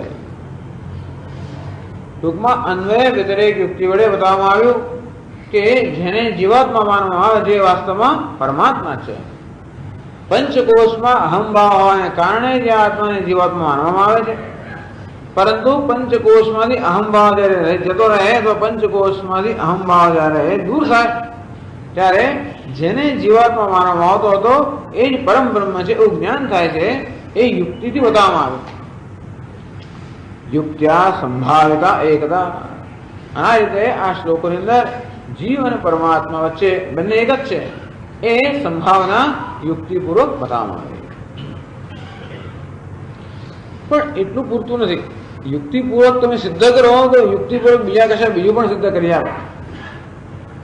એટલે આપણે કહ્યું પ્રમાણે આપણું મૂળ પ્રમાણ કયું તો કે ઉપનિષદ શાસ્ત્ર પ્રમાણ છે, યુક્તિ પ્રમાણ નથી. આપણે કયા પ્રકારની યુક્તિનો પ્રયોગ કરીએ છીએ? શાસ્ત્રને સમજવામાં મદદરૂપ થાય એ પ્રકારની અનુકૂળ યુક્તિ કે અનુકૂળ ચિંતન આપણે કરતા હોઈએ. ટૂંકમાં અત્યાર સુધી ગ્રંથકારે આ 40 શ્લોકોમાં જે યુક્તિ કે ચિંતન દર્શાવ્યું એ શું કહેવાય? અનુકૂળ ચિંતન. અર્થાત શાસ્ત્રમાં જે કહ્યું છે, શાસ્ત્રમાં શું કહે? તત્વમસી. તત્વમસી તત્વ એટલે શું? બ્રહ્મ કે પરમાત્મા. ત્વમ એટલે જીવાત્મા. હે શ્વેતકેતુ, હે જીવાત્મા, તું પરમાત્મા છે. એવું એવું ઉપનિષદમાં કહ્યું છે. પણ એ આપણા માટે પ્રમાણ છે. એમ કેમ હોઈ શકે એ સમજાયું યુક્તિપૂર્વક આ બધા શ્લોકોમાં. એટલે કહે છે કે આ જીવાત્મા અને પરમાત્મા જે યુક્તિથી આ બધા શ્લોકોમાં જેની સંભાવના યુક્તિથી આ બધા શ્લોકોમાં દર્શાવવામાં આવી. તત્વમસ્યાદ વાક્ય સા એકતા, એ જ એકતા તત્વમસી વગેરે મહાવાક્યોથી ભાગત્યાગેન લક્ષ્યતે. તો ઉપનિષદની અંદર જેને મહાવાક્ય કહેવામાં આવે છે, મહાવાક્ય કોને કહેવાય? જે જીવ અને બ્રહ્મ કે સમગ્ર વસ્તુની એકતાનું પ્રતિપાદન કરે એનું નામ મહાવાક્ય. અખંડાર્થ બોધકમ વાક્યમ મહાવાક્ય. અખંડ અર્થ અત્યારે ખંડ ખંડ જણાય છે. હું જુદો, તમે જુદા, બધું જળ જુદું, ચેતન જુદું, આ કેવા બધા વિભાગ પડી ગયા. આ બધા વિભાગ હોવા છતાં પણ એ સર્વ વિભાગને સાંકળતી એ સર્વના અધિષ્ઠાન રૂપ, સર્વના સાર તત્વ રૂપ જે એક તત્વ છે, એક તત્વ અર્થાત આ બધા વિભાગો હોવા છતાં પણ એક છે, એકતાનું પ્રતિપાદન કરે એ વાક્યને મહાવાક્ય કહે છે. તત્વમસી અહમ બ્રહ્માસ્મિ આ બધા શું છે? મહાવાક્ય છે. તો હવે એક મહાવાક્યની અહીંયા સંક્ષેપમાં ચર્ચા કરવામાં આવે છે. આમ તો એક નાનકડું પ્રકરણ પણ છે, મહાવાક્ય વિવેક પ્રકરણ. ત્યારે વળી પછી કહેવામાં આવશે. પણ અહીં આગળ આ તત્વમસી તે તું છે. આ જે મહાવાક્ય છે એ મહાવાક્યનો અહીંયા સંક્ષેપમાં નિરૂપણ કરવામાં આવે છે. એ કહે છે કે અમે જે યુક્તિપૂર્વક કહ્યું એ જ વસ્તુ ઉપનિષદની અંદર આ તત્વમસી અહમ બ્રહ્માસ્મિ વગેરે મહાવાક્યોથી આ જીવન બ્રહ્મની આ જ એકતા કહેવામાં આવે છે. ભાગત ત્યાગ એને લક્ષ્યતે. ભાગ ત્યાગથી એ હવે આવતા ક્લાસમાં આપણે સમજવું પડશે કે લક્ષ્યતે લક્ષણાવૃત્તિ. તો કેવી રીતે મહાવાક્ય આપણને એકતા સમજાવે છે એ થોડોક વિષય હવે નવો વિષય આવે છે આ થોડા શ્લોકોની અંદર.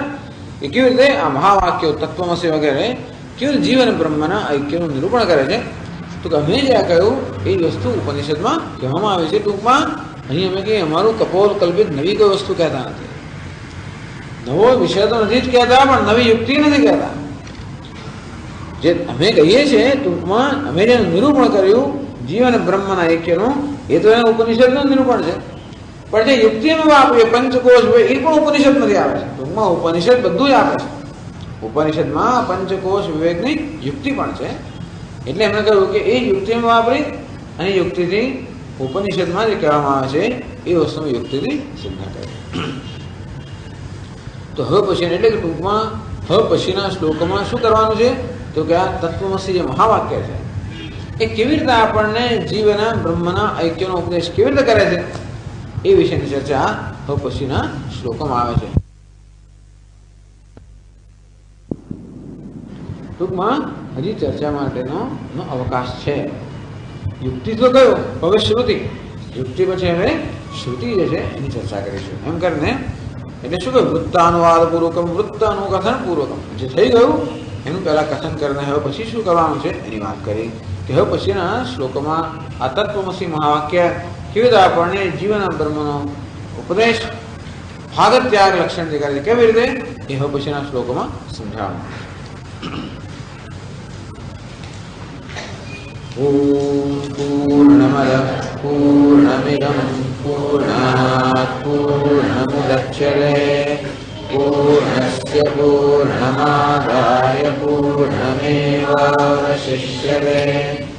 ઓમ શાંતિ શાંતિ શાંતિ शंकरं शंकराचार्यं केशवं बादरायणं सूत्रभाष्यकृतौ वन्दे भगवन्तौ पुनः पुनः।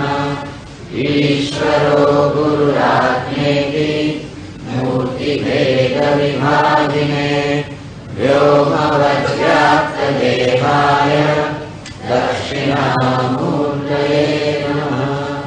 ॐ शान्ति शान्ति शान्तिः। हरि ओम श्री गुरुभ्यो नमः। हरि ओम। यथा मुञ्जादिशीकैवं आत्मा युक्त्या समुद्रतः शरीरत्रितया धीरैः परम ब्रह्मैव जायते। तो पंचकोश विवेक समझायो। मुंजात ईशिका, જે મુંજ ઘાસમાંથી ઈશિકા અર્થાત જે અત્યંત કોમળ તૃણ કે શલાકા હોય છે, યુક્ત્યા સમુદ્રતઃ ધૈર્યેણ, તો કેવી રીતે અત્યંત ધીરજથી અત્યંત સાવધાનીથી એ મુંજ ઘાસમાંથી એના આગળના જે કઠણ પડ હોય છે એ પડમાંને પડ દૂર કરીને કેવી રીતે પેલા કોમળ જે તૃણ છે એને કેવી સાવધાનીપૂર્વક દૂર કરવામાં આવે છે, કાઢવામાં આવે છે. એટલે એ દ્રષ્ટાંત જે છે એમાં એ તૃણ એના આસપાસ કેવા પડથી ઢંકાઈ ગયું હોય છે. તૃણ છે ખરું, પરંતુ બહારના પેલા કડક પડને કારણે દેખાતું નથી. અને એ તૃણને બહાર કાઢવા માટે ખૂબ સાવધાનીની આવશ્યકતા છે. કારણ કે જો સાવધાની જણાવવામાં ન આવે તો એ તૃણ પણ તૂટી જાય એ પડ કાઢવાની પ્રક્રિયામાં. અને તેથી બહારના પેલા પડ કાઢવામાં અત્યંત સાવધાની એકાગ્રતાની આવશ્યકતા છે. અને તે રીતે શરીરત્રિતયા ધીરૈઃ યુક્ત્યા આત્મા સમુદ્રતઃ. પંચકોશની યુક્તિ અન્વય અને વ્યતિરેકની યુક્તિ સમજાવવામાં આવે. એ રીતે જે અન્વય છે અર્થાત જેનો ક્યારેય પણ બાધ થતો નથી, જેનો ક્યારેય પણ અભાવ હોતો નથી, એમના આત્મા. અને જેનો બાધ થાય, જેનો અભાવ થાય, જે એક સંજોગોમાં હોય અને બીજા સંજોગોમાં ન હોય, જે એક અવસ્થામાં હોય બીજી અવસ્થામાં ન હોય, આ પ્રકારે જે કેવું છે વ્યભિચારી તત્વ છે, બદલાયા કરતું તત્વ છે. હમણાં છે એક સંજોગોમાં છે અને અન્ય સંજોગોમાં નથી, આ પ્રકારનું જે તત્વ છે એ આત્મા ન હોઈ શકે. સરળ નિયમ છે. નિયમ એ કે આત્મા હું હંમેશા હોવો જ જોઈએ, દરેક અવસ્થામાં, દરેક સંજોગોમાં.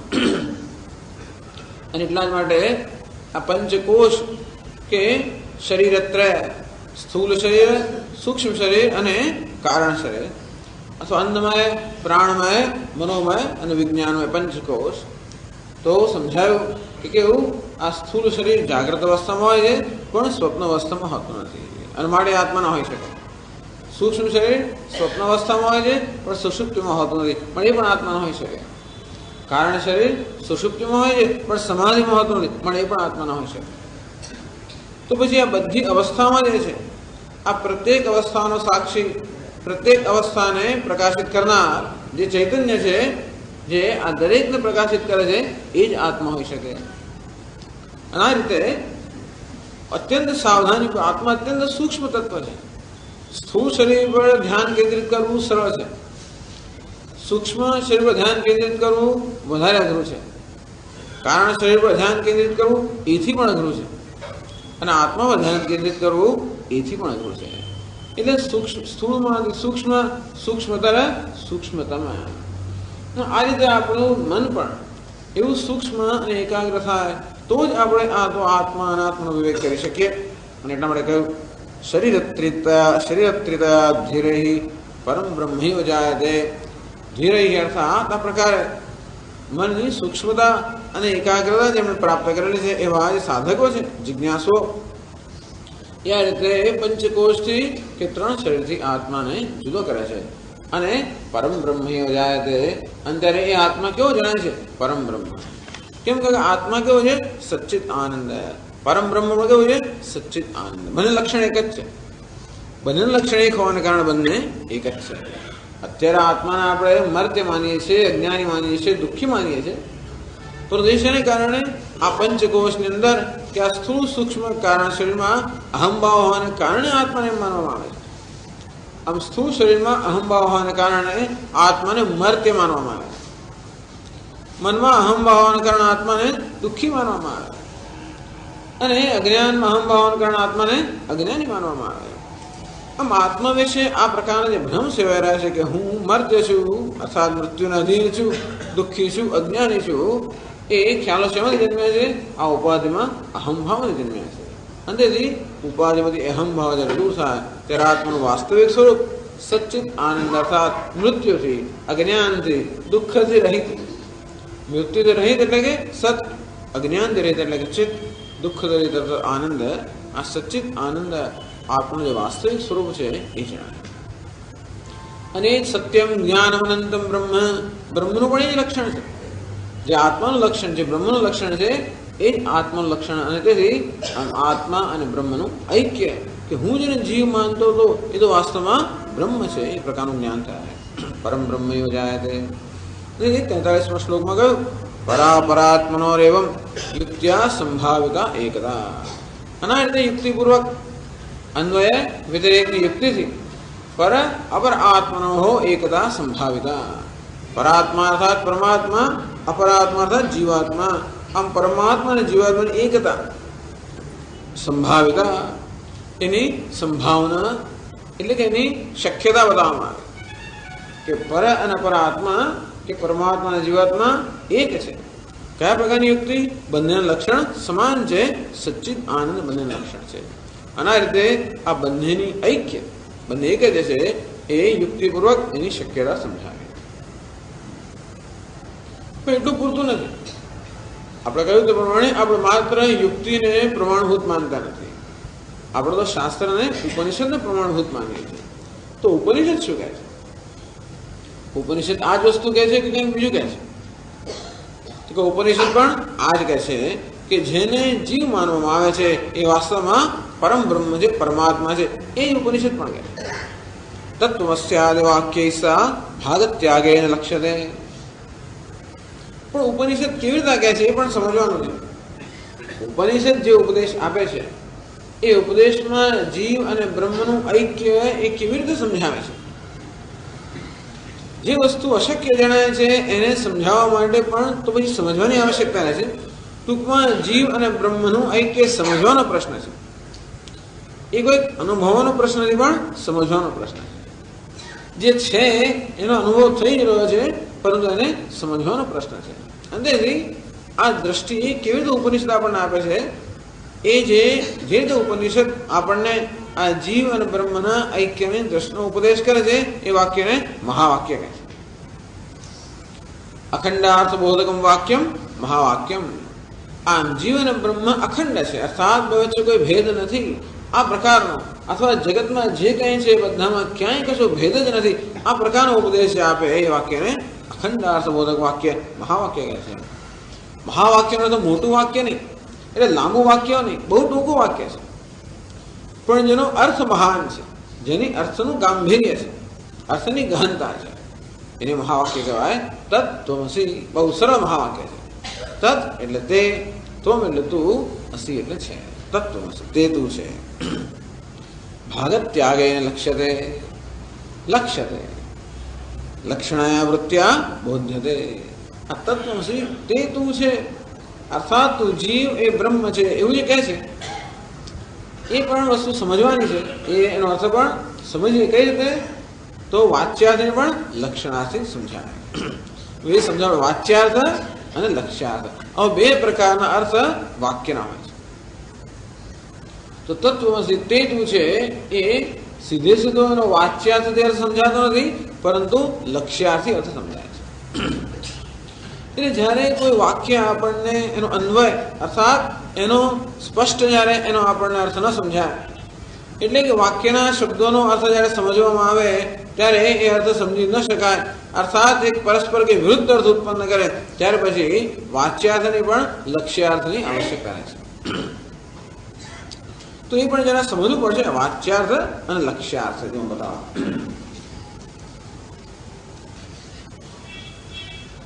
વાક્ય એટલે માનો કે વાક્યના અર્થે બે પ્રકારના અર્થ આપણે સ્વીકારીએ છીએ. ત્રીજો પણ છે અત્યારના સંદર્ભમાં વાચ્ય અને લક્ષ્ય. વાચ્ય એટલે જે સીધે સીધો અર્થ થાય છે. લક્ષ્ય એટલે લક્ષણાવૃત્તિ.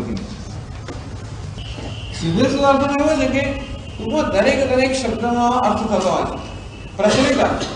સીધે સીધો કે પ્રચલિત કે પ્રસિદ્ધ, આ દરેક શબ્દનો કોઈ પ્રચલિત અર્થ હોય છે અને એ અર્થથી આપણે પહેલા વાક્યનો અર્થ કરવો જોઈએ. કશું કહેવામાં આવે ત્યારે આપણે સામાન્ય રીતે સીધો જ અર્થ તો એ જ લેવો, એ ન લેવાતો હોય તો જ પછી આપણે આ બહુ લક્ષ્ય કે લક્ષણાવૃત્તિ લેવી જોઈએ. તો જેવી રીતે બધા જાણે છે, સંસ્કૃતમાં એક વાક્ય છે,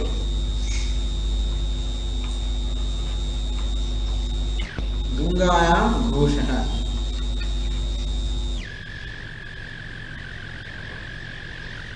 ગંગાયામ ઘોષ એનો અર્થ એવો થાય ગંગા પર નેસ. નેસ એટલે ગોળાનું એક નાનકડું ઝોપડપટ્ટી ગોળા. ગંગાયામ ઘોષ અસ્તિ, ગંગા પર નેસ છે. ધારો કે આપણે કઈ કહે બહુ સરસ છતાં ગંગા એટલે ગંગા એટલે નદી. નદી કોને કહીએ? જળના પ્રવાહ. ગંગા શબ્દ જયારે પ્રયોગ કરવામાં આવે ત્યારે આપણા મનમાં જે સીધે સીધો અર્થ સ્ફુરે એને કહે વાક્ય. કોઈ પણ શબ્દનું ઉચ્ચારણ કરવામાં આવે અને તરત સીધે સીધો જે અર્થ સ્ફુરે શું કહે? વાક્ય. આમ ગંગા એવો શબ્દ જયારે ઉચ્ચારવામાં આવે ત્યારે સીધો કયો અર્થ સ્ફુરે? તરત પેલો પ્રવાહ આપણા મનમાં સ્ફુરે, એને વાક્ય છે. એના પર આ નેસ લો છે. નેસ છે એટલે આવું નાનકડું ગામડું. એ બે વસ્તુ બેસતી નથી. ગંગા જે પ્રવાહ એના પર ગામડું હોય ને કે જળ પર ગામડું હોય ને. અને આ વાક્યનો સીધે સીધો અર્થ કે વાક્યાર્થ બેસતો નથી, એનો અન્વય બેસતો નથી કે આ ગંગા એટલે જળના પ્રવાહ પર કેમ ગામડું હોય છે. એટલે આપણે શું કરવું પડે? થોડો અર્થ બદલીને સમજવો પડે. આ ગંગાને બદલે પછી આપણે શું કરવું પડે કે ગંગા તીરે, ગંગા કિનારે નેસ છે. આપણે એવું સમજવું જોઈએ. કહ્યું છે શું? ગંગા પર નેસ છે. આપણે સમજીએ શું? ગંગા કિનારે નેસ. તમે કહો શું મોટો ફેર પડે? તો ફેર પડે. એટલે આપણે સમજીએ છીએ પણ કયું ભલે એ શબ્દ ગંગા વાપરે પણ મનમાં સમજીએ શું? ગંગા કિનારે આપણે સમજતા હોઈએ. આપણે જાણીએ તો ગંગા એટલે કે જળના પ્રવાહ પર ગામડું હોય ના છે. એટલે આપણે શું કર્યું મનમાં કે ગંગા શબ્દને છોડી દીધો, એને બદલે ગંગા તીર શબ્દ લઈ લીધો. એટલે ગંગા શબ્દને શું કર્યો? ગંગા કિનારો એવો કર્યો. ગંગા જુદી વસ્તુ છે, ગંગા કિનારો જુદી વસ્તુ. છતાં પણ એક શબ્દનો ત્યાગ કરીને બીજા શબ્દને ગ્રહણ કર્યો. આપણે અવરોધ કરતા હોઈએ. આપણે આપણી પ્રક્રિયાની કદાચ સમાન ન હોય પણ આપણા વ્યવહારમાં પણ આ પ્રકારનો પ્રયોગ થતો હોય. અને લક્ષણાવૃત્તિ કરો. જ્યારે આવી રીતે સીધે સીધો અર્થ કે વાક્યાર્થ ન લાગુ પડતો ત્યારે જ આપણે આવી રીતે લક્ષ્યાર્થ કે લક્ષણાવૃત્તિ અર્થ લેવો જોઈએ, નહીં તો ના લેવો જોઈએ. ઘણી વસ્તુ થાય છે કે સીધો અર્થ લાગુ પડતો તોય લોકો ઊંડો અર્થ લેતા હોય. એવું ન કરવું. જ્યાં સુધી વાક્યનો કે કોઈ પણ શબ્દનો સીધો અર્થ બરોબર લાગુ પડતો હોય ત્યાં સુધી એ શબ્દનો બીજો અર્થ ન લેવો જોઈએ. આવો એક નિયમ છે આપણા વ્યવહારમાં. ઘણી બધી ગેરસમજ થતી હોય. કોઈ કઈક કહે, કોઈ કઈક સમજે. તમે કહો પણ એનો કામ થાય એમ કરીને આપણે ઘણી વાર શું કહીએ? વાક્યાર્થ ના લઈએ, એક લક્ષણાવૃત્તિ લઈએ. બીજો જેમ અર્થ એવો પણ થતો હોય. કોઈ વેદાંત લોકો મુખ્યત્વે એક ત્રીજી છે ગૌણ વૃત્તિ, જરા આવશે સમજાવે. તો એવી જ રીતે હવે આ પ્રક્રિયા આપણે સમજીએ તો કેવી રીતે આપણે શબ્દનો કે વાક્યનો અર્થ શબ્દ જે થતો હોય એને કરતા એને સંબંધિત. તો ગંગા પર નેસ છે, તો એવું ના કહે કે ગંગા પર નેસ છે એટલે આપણે યમુના પર નેસ છે એવો અર્થ ના સમજી શકીએ. આપણે ગંગા કિનારે નેસ છે એટલે ગંગાને સંબંધિત શબ્દ લેવો જોઈએ. લક્ષણાવૃત્તિમાં કેવો સંબંધ લેવો જોઈએ? તો કે ગંગાને સંબંધિત. કોઈ ગંગા પર નેસ છે એવું સમજો મુંબઈમાં, એવું ના થાય. કારણ કે ગંગા મુંબઈનો સંબંધ નથી. અને ગંગા પર નેસ છે એટલે શું સમજાય? ટૂંકમાં જે એકને બદલે બીજો શબ્દ જે આપણે લાવે કેવો હોય? સંબંધિત. શક્ય સંબંધિત શબ્દ હોવો જોઈએ. આટલું સમજાય. બધી સંસ્કૃતની વાક્યો ઘણી છે પણ એનો અર્થ આવતો એટલે આપણે હવે દક્ષિણાવૃત્તિ કરવી હોય કોઈ આપણે કહે ને એનો અર્થ બરોબર ન મળતો હોય સીધે સીધો તો આપણે કદાચ બંધીને કરવું હોય તો એને સંબંધિત અર્થ કરવો જોઈએ. આ અને દક્ષિણાવૃત્તિ કહેવામાં આવે છે. અને ઘણી વાર વાક્યનો સીધો સીધો અર્થ ન લાગુ પડતો હોય ત્યારે જ આપણે આ અર્થનો ઉપયોગ કરવો. હવે તત્વમસી તત્વમસી એમાં 3 શબ્દો છે ખરેખર.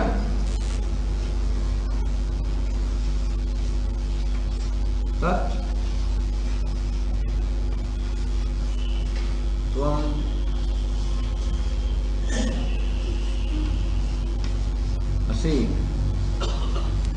આ તત્વમસી આ 3 શબ્દોનું વાક્ય બન્યું તત્વમસી. तत् शब्द શું થતા है समझावશે. तत् शब्द થતા है ईश्वर.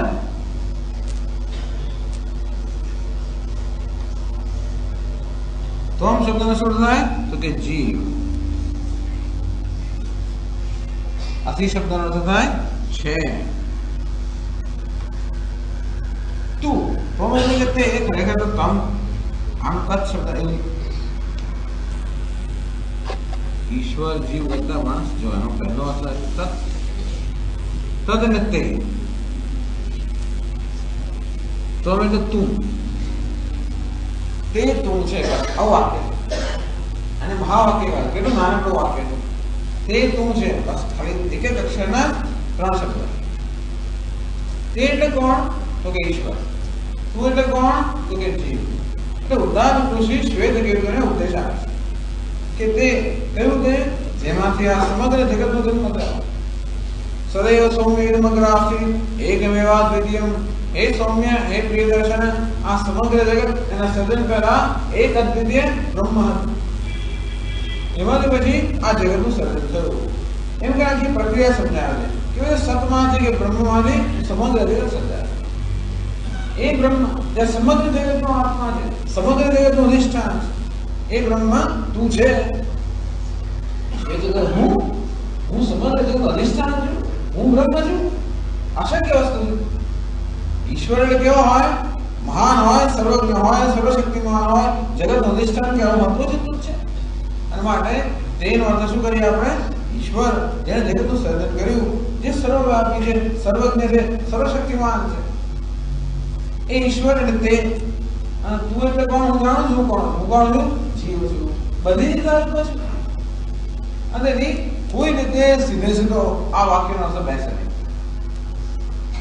તું ઈશ્વર છે અને જો વાક્ય બેસાડી તો ખોટું કહેવાય. ઘણા લોકો વહેમ થઈ જાય છે હું ઈશ્વર છું. બે જનતા ખાતે ક્યાં ઈશ્વર એવું જતું.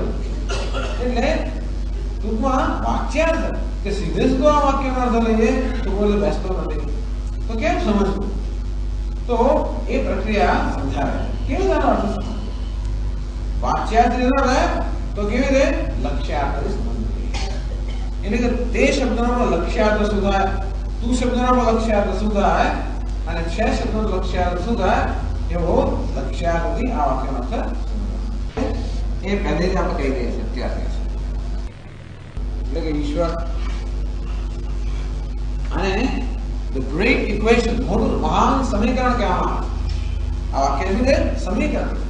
સમીકરણ બધાને સમાન બધાનું સમીકરણ. તત બરોબર ત્વમ એવું વાક્ય કહે છે. આ વાક્યનું નામ આપણે બીજગણિતની ભાષામાં લખીએ તો અર્થ શું થાય? તત બરોબર ત્વમ.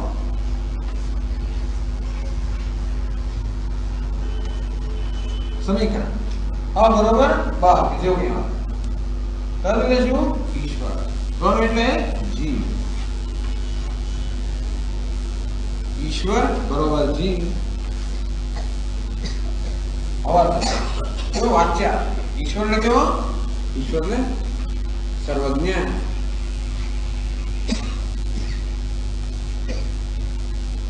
सर्वशक्तिमान वगैरह.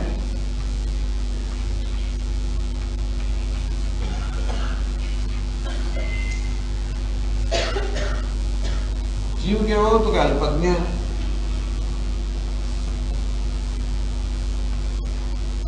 अल्प शक्तिमान,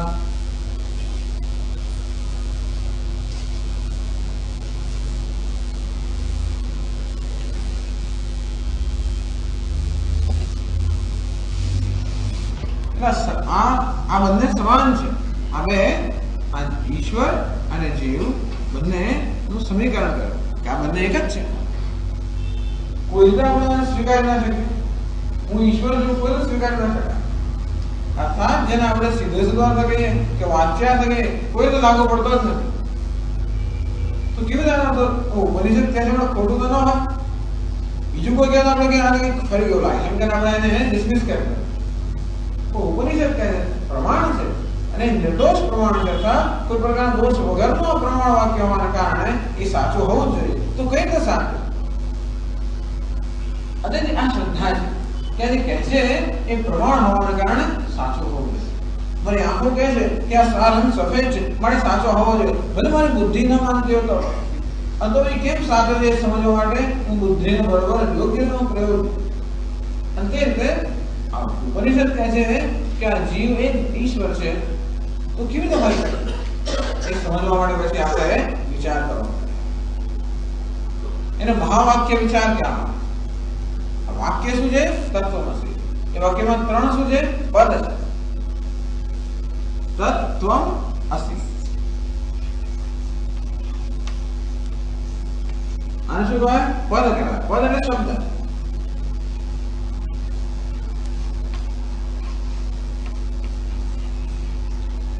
આ તત્વમાં શું કહેવાય? વાક્ય. આ વાક્ય તત્વમસી વાક્ય છે એ ત્રણ પદનું બનેલું છે. તત્વ અને અસી. એ વાક્યનો અર્થ ક્યારે સમજાય? એમાં રહેલા પદનો અર્થ સમજાય ત્યારે. વાક્યનો અર્થ ક્યારે સમજાય? જે શબ્દોથી વાક્ય બન્યું હોય એ શબ્દોનો કે પદનો અર્થ સમજાય તો વાક્યનો અર્થ સમજાય. અને માટે તત્વમસી એ મહાવાક્યનો અર્થ સમજવા માટે એમાં જે ત્રણ પદ રહેલા છે તત્, ત્વમ અને અસી એનો અર્થ આપણે સમજવો પડે. બસ આ ઉપનિષદ સમજાય. ઉપનિષદ શું કરે છે? તત્ એટલે કે ઈશ્વર કોણ છે એનું બહુ વિસ્તારથી વર્ણન કરે. તો એટલે કે જીવનું સ્વરૂપ કેવું છે એનું વિસ્તારથી વર્ણન કરે. હવે સમજાવે કે કેવી રીતે જીવ અને ઈશ્વર વાસ્તવમાં એક છે. તો એના માટે પંચદશિકારનું સરસ આખી પ્રક્રિયા બતાવે. શરૂઆત થઈ.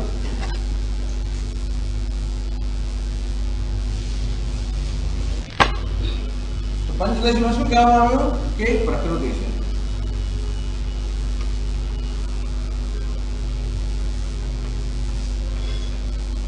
આ પ્રકૃતિના ત્રણ પ્રકાર. એક તો કયું? માયા. બીજું કયું? અજ્ઞાન કે અવિદ્યા. અને ત્રીજું તો કે જડ. આ માયાને વિશુદ્ધ યાદ છે? વિશુદ્ધ સત્વ. હા. અજ્ઞાન કેવું છે? મલિન સત્વ.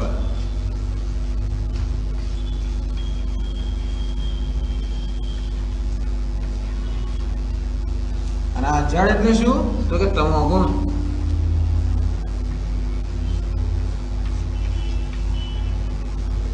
તમો ગુણ પ્રધાન. હવે પ્રકૃતિના ત્રણ વિભાગ કરે. આ શું થયા? ત્રણ ભગવાનના બ્રહ્મના પહેરવેશ થયા. કે બ્રહ્મા ત્રણ પ્રકારના પહેરવેશ થયા. એ જ્યારે ત્રણ પ્રકારના વેશ, એ માયાનો જ્યારે વેશ લે બ્રહ્મા, અર્થાત વિશુદ્ધ સત્વ પ્રધાન જે માયા છે એનો વેશ લે જ્યારે બ્રહ્મા, તેને શું કહેવાય? યાદ છે? શું કહેવાય? ઈશ્વર.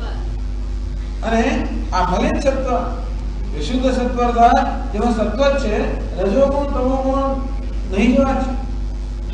આ મલિન સત્વમાં સત્વ છે પણ રજોગુણ અને તમોગુણની પ્રધાનતા માટે આપણે અજ્ઞાન કે અવિદ્યા કહે. તો માયામાં સત્વગુણની પ્રધાનતા છે, માટે જ્ઞાનની પ્રધાનતા છે. એટલે માયા ઈશ્વરના અધીન છે. તે અવિદ્યાની અંદર રજોગુણ તમોગુણની પ્રધાનતા છે અને એટલા માટે ઈશ્વર આ અજ્ઞાનના અધીન છે. પણ સમજાયું? અને ઈશ્વર શું? જીવ. અને આ અજ્ઞાન કે અવિદ્યાની નો વેશ પહેરને મનુષ્ય કહેવાય. અને ત્રીજી જેમાં તમોગુણની પ્રધાનતા, જરા જરા સત્વના દેશો એવો વેશ પહેરાય જ્યારે બ્રહ્મા એને શું કહેવાય? જગત. આમ જીવ જય ઈશ્વર, જય જીવ અને જગત. આ ત્રણ શું બતાવ્યો? ખરેખર એક જ બ્રહ્મની, એક જ પરમાત્માની અભિવ્યક્તિ. તો એક પરમાત્મા આ તમક પ્રધાન પ્રકૃતિનો વેશ પહેરે તો આપણે જળ જગત કહીએ. એ મલિન સત્વ પ્રધાન પ્રકૃતિનો વેશ પહેરે, મલિન સત્વ તો પ્રકૃતિનો વેશ પહેરે તો જીવ કહીએ, અને શુદ્ધ સત્વનો વેશ પહેરે તો આપણે ઈશ્વર. હવે શું કહ્યું? ઈશ્વર બરોબર જીવ. એટલે અંદર જગત પણ આવી ગયું. ઈશ્વરની બરોબર જીવ બરોબર જગત, એમ પણ કહેવું જોઈએ. આવું કેવી રીતે હોય શકે? ત્યારે હોય શકે જ્યારે ઈશ્વર શું છે? હવે આ પરવા સમજી ગયા આપણે. ઈશ્વર બ્રહ્મા માયાનો જ્યારે વેશ કરે ત્યારે આપણે ઈશ્વર કહીએ.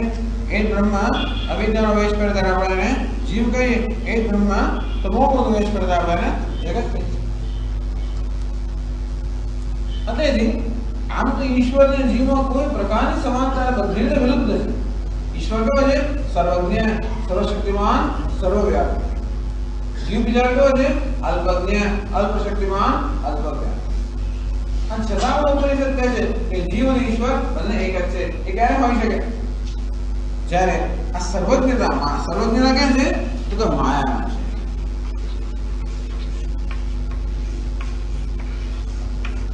અલ્પજ્ઞતા ક્યાં છે? તો કે અવિદ્યામાં છે.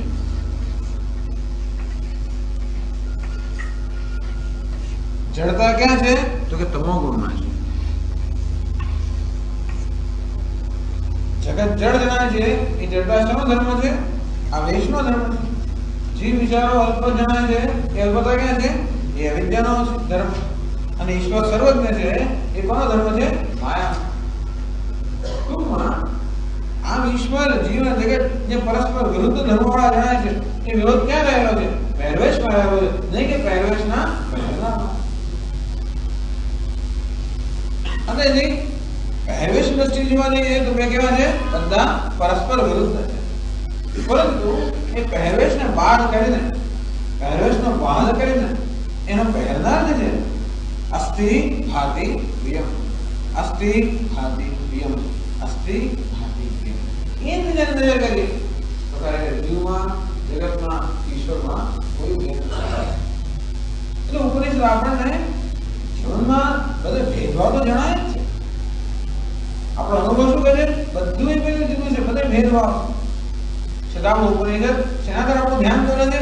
આ સર્વ ભેદની વચ્ચે રહેલું જે અભિન્ન તત્વ છે એ તરફ ધ્યાન દોરે. એ ખરેખર સત્ય. ટૂંકમાં વેશ સત્ય નથી, વેશનો પહેરનાર સત્ય. એક જ અભિન્નતા હોય. ક્યારેક ભિખારીનો વેશ પહેરે, ક્યારેક રાજાનો વેશ પહેરે, અને ક્યારેક વળી બીજો વેશ પહેરે. છતાં એ ભિખારી અને રાજા બંને એક જ છે. કેમ? કારણ કે એ બેનો પહેરનાર બે વેશના ધર્મ છે. ભિખારી પણ શાનો ધર્મ છે? વેશનો ધર્મ. રાજા પણ શાનો ધર્મ છે? વેશનો ધર્મ. અને બેનો પહેરનાર એક જ છે. એટલે આ સર્વજ્ઞતા વગેરે એ પણ વેશનો ધર્મ છે. અલ્પજ્ઞતામાં વેશનો ધર્મ છે. જડતા પણ વેશનો. ના રીતે એટલે શું કરવાનું? આજે પરસ્પર વિરુદ્ધ અંશ છે. ઈશ્વરની અંદર બે અંશ છે, બ્રહ્મ અને સર્વજ્ઞતા. જીવમાં બે અંશ છે, બ્રહ્મ અને અલ્પજ્ઞતા. તો બેનો ઐક્ય ક્યારે સમજાય? એક છે ક્યારે સમજાય? આને બાદ કરી નાખીએ ત્યારે, એનું બાદ કેમ કરું? એનો બાદ કરી નાખીએ ત્યારે. અર્થાત એ શું છે? મિથ્યા છે. આ વસ્તુ શું છે? મિથ્યા. પેલો વેશ શું કહેવાય? મિથ્યા. ખરેખર સત્ય કોણ છે? અભિનેતા. ભિખારી શું છે? મિથ્યા. કારણ કે એ ભિખારી ખરેખર પેલા અભિનેતા અડકતો નથી. એ ભિખારી પણ ભિખારી રીતે ભિખારી જેમ ધારો કે એક્ટિંગ કરતા હોય છતાં પણ ભિખારી કોને સ્પર્શ તો પડે. જો ભિખારીનો વેશ પહેરવાથી ભિખારી બની ગયો હોત તો આપણે ન કે આ કરોડપતિ છે. તો રાજાનો વેશ પહેરીને રાજા બની ગયો હોત તો આપણે ન કહીએ કે અભિનેતા છે. પરંતુ વેશ પહેરવા છતાં પણ એને પોતે અસર કરે નથી. તે આ બધા વેશના ધર્મ છે અને એ વેશનું અધિષ્ઠાન છે. અર્થાત અસ્થિ ભાતિ પ્રિય સચ્ચિદાનંદ એ કેવું છે? એવું જ વિશુદ્ધ, તો નિર્લેપ, અસંગ, અવિકૃત, એટલે વિરુદ્ધ ધર્મ સ્પષ્ટ. એના માટે આ પરસ્પર વિરુદ્ધ ધર્મ છે. એ વિરુદ્ધ અંશનો ત્યાગ. આ બે દરેકમાં બે બે અંશ છે. એક સમાન અંશ છે અને બીજો વિરુદ્ધ અંશ. આ કયો આ ઉપરનો કયો સમાન અંશ, આ કયો વિરુદ્ધ અંશ. આપણે શું કરવાનું? વિરુદ્ધ અંશનો ત્યાગ અને સમાન અંશનું ગ્રહણ. બસ આ જીવન છે. એમના મતે ખાલી બીજ ગણિત છે. એમ ના માનવું કે ખાલી હવે ઇક્વેશનના સમીકરણ લખ્યા એવું નથી. આવું જીવનમાં કરવાનું. શું કરવાનું? જ્યાં પણ વિરોધ હોય એ શું છે? ત્યાગ. જ્યાં સમાનતા હોય એનું ગ્રહણ સાચું કરીએ તો આપણે પામી જઈએ, અને ન કરીએ તો કોઈ દિવસ ના પામે. એમ ના માનવું કે માત્ર આવું કરવાનું, આ ખાલી આ રીતે મનમાં તાળો મેળવવા ત્યાં થઈ આપણું જીવન બની જવું છે. કેવું જીવન બનવું છે? જ્યાં જ્યાં પણ વિરોધ છે એ વસ્તુ મિથ્યા. જે સમાનતા છે એ સત્ય. કોઈની સાથે વ્યવહાર કરતા હોય વિરોધ તો ઘણો હોય, સ્વભાવ તો હોય, મારો સ્વભાવ તો હોય, એનું કે બધું જ જુદું હોય. આ છતાં પણ એ પણ માણસ છે, કોઈ માણસ. એથી પણ આગળ એ પણ શું છે? તો કે એ શરીરમાં રહેલો ચૈતન્ય છે. હું કોણ છું? આ શરીરમાં રહેલો ચૈતન્ય. અમારો સમાન તત્વ છે એ પણ ચૈતન્ય છે. અને જીવનની અંદર પણ જેટલે અંશે આપણે આ દર સર્વ ભેદની અંદર રહેલા સર્વ સામાન્ય તત્વ સાથે જેટલે અંશે આપણે સંપર્ક સાધી શકીએ એટલે અંશે આપણે આ જે ઉપદેશ કર્યો છે એ નજીક થઈ ગઈ. અને જેટલે અંશે આ ભેદવાનું મહત્વ અભ્યાસ કરીએ જેટલે અંશે આપણે આ વસ્તુથી દૂર ના દૂર છે. ટૂંકમાં આપણા પોતાના સ્વભાવથી આપણે દૂર છે. જ્યાં સુધી આ વેશનું મહત્વ અપાય છે આપણે સ્વભાવની નજીક રહીએ જેમ વેશનું મહત્વ ઓછું અપાતું જાય અને બહાર કરવો હોય તરત નથી બનતું. એનું નામ સાધના. આખી આધ્યાત્મિક સાધના એટલે શું? આ જે વેશ છે એ વેશમાંથી અહમ ભાવ મુક્ત. આ વેશને શું કહ્યો? પંચકોશ કહ્યો. આ જીવનો વેશ કયો? પંચકોશ.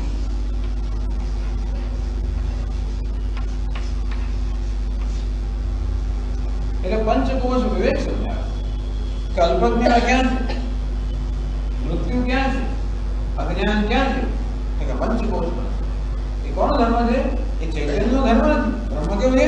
ચૈતન્ય. તો કે એ ચૈતન્યનો ધર્મ નથી. કોનો ધર્મ છે? અવેશનો ધર્મ. બસ એ રીતે આપણને પંચકોશ કહેવાય. વેશ તો હોય આવે અને જાય. એ સર્વ વેશ આવે ને જાય તો પણ એ સર્વનું આધાર, એ સર્વનું પ્રકાશક ચૈતન્ય સર્વ અવસ્થામાં એક જ છે. એ આપણે સમજાયો. આ પંચકોશ વિવેકથી અથવા જાગ્રત સ્વપ્ન સુષુપ્તિ એ ત્રણ અવસ્થાના વિવેક. બધી પ્રક્રિયાઓ એક જ સમજાવે છે. આ બધા ભેદભાવની અંદર અભિન્ન તત્વ કેવો? આ બધી મર્યાદિત અલ્પતાની અંદર પણ અમર્યાદિત તો પરમ તત્વ એ ક્યાં રહેલું છે? એ કેવું છે? બસ એ સમજાવવાની બધી પ્રક્રિયા. તેથી આ છે મહાવાક્યનું આર્ય સમજ. કે મહાવાક્યનો આ વાચ્યાર્થ છે એ તો કઈ બેસતો નથી. એના માટે કેમ નથી બેસતો? તો કે આની અંદર બે અંશ રહેલા છે. એક સમાન અંશ છે, બીજો વિરુદ્ધ અંશ. એ વિરુદ્ધ અંશને કારણે એનો વાચ્યાર્થ કે સિદ્ધ અર્થ બેસતો નથી. એના માટે આ વાક્યનો અર્થ બેસાડવા માટે જે વિરુદ્ધ અંશ છે એનો ત્યાગ કરવો પડે, સમાન અંશ છે ગ્રહણ કરવો. બસ જીવનમાં આટલું કરવાનું. જ્યાં વિરોધ હોય મિથ્યા, જ્યાં સમાનતા હોય સત્ય. કોઈ દિવસ આપણે ખોટા ના પડે. તમે એવું કરે એમાં શું થશે? શું થવાનું? શું થશે? પણ હું બધું આમ બધું વિરોધ, હું વિરોધ ક્યાં લોકો તો નથી કરતા એનો ભલે ના કરે. એમ કરી મારે જ ગુમાયા કરું, મારે સહન કરવાનું, ભલે સહન કરી. કેટલું સહન કરવાનું? શું થવાનું? એ સિવાય આ થવાનું નથી. ખાલી ઇક્વેશનમાં લખવા નથી રહેલું. પણ આ વસ્તુ જયારે આપણું જીવન બને ત્યારે જ આપણે પામી શકીએ. આ વસ્તુ આપણને સાચી સહન કરવાની મર્યાદા હતી. જેટલી મર્યાદા એટલે આપણે એનાથી દૂર, જેટલી મર્યાદાનો ત્યાગ કરીએ એટલો હું છે આપણે આનંદ લઈએ. બધી મર્યાદા બધું સહન કરવાનું ત્યાગ લઈએ, બધું એટલે બધું જ અને તો પૂરેપૂરા પામી શકીએ. પણ આપણે નથી કરી શકતા. એટલે એનો માર્ગ છે શું? પ્રથમ પહેલું મસ્તક એટલે મસ્ત મૂકીને ટૂંકમાં આ બે જે છે એની અંદર અહમ ભાવનો ત્યાગ એ આપણે સમજાવે છે. આ તત્વોથી મહાવાક્ય દરેક મહાવાક્ય આ વસ્તુ સમજાવે. ક્રિયાને શું કહ્યું? લક્ષણાવૃત્તિ. વાક્યાર્થ એ વાક્યાર્થ એટલે સીધે શું સમજવું કે તો જ્યારે વ્યસ્ત ના હોય ત્યારે આપણે લક્ષણાવૃત્તિ કરી. શું કર્યું? વિરુદ્ધ અંશનો પરિત્યાગ કર્યો અને સમાન અંશનું ગ્રહણ કર્યું. આ વૃત્તિને શું કહે છે? ભાગ ત્યાગ લક્ષણ.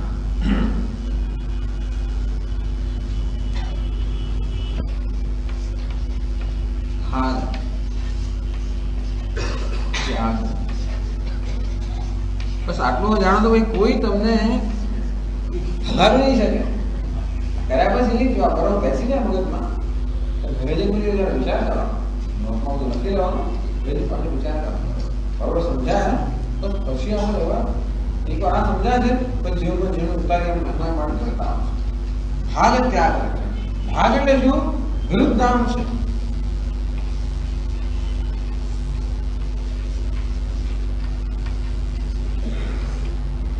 આ ભાગ ને વિરુદ્ધ અંશ. વિરુદ્ધ અંશ એ વિરુદ્ધ અંશનો ત્યાગ એ પ્રકારની લક્ષણાવૃત્તિને ભાગ ત્યાગ.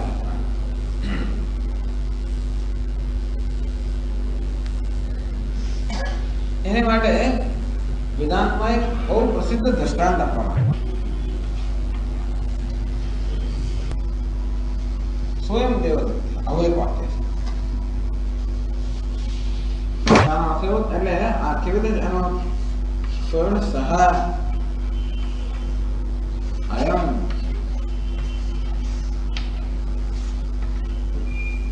દેવદત્ત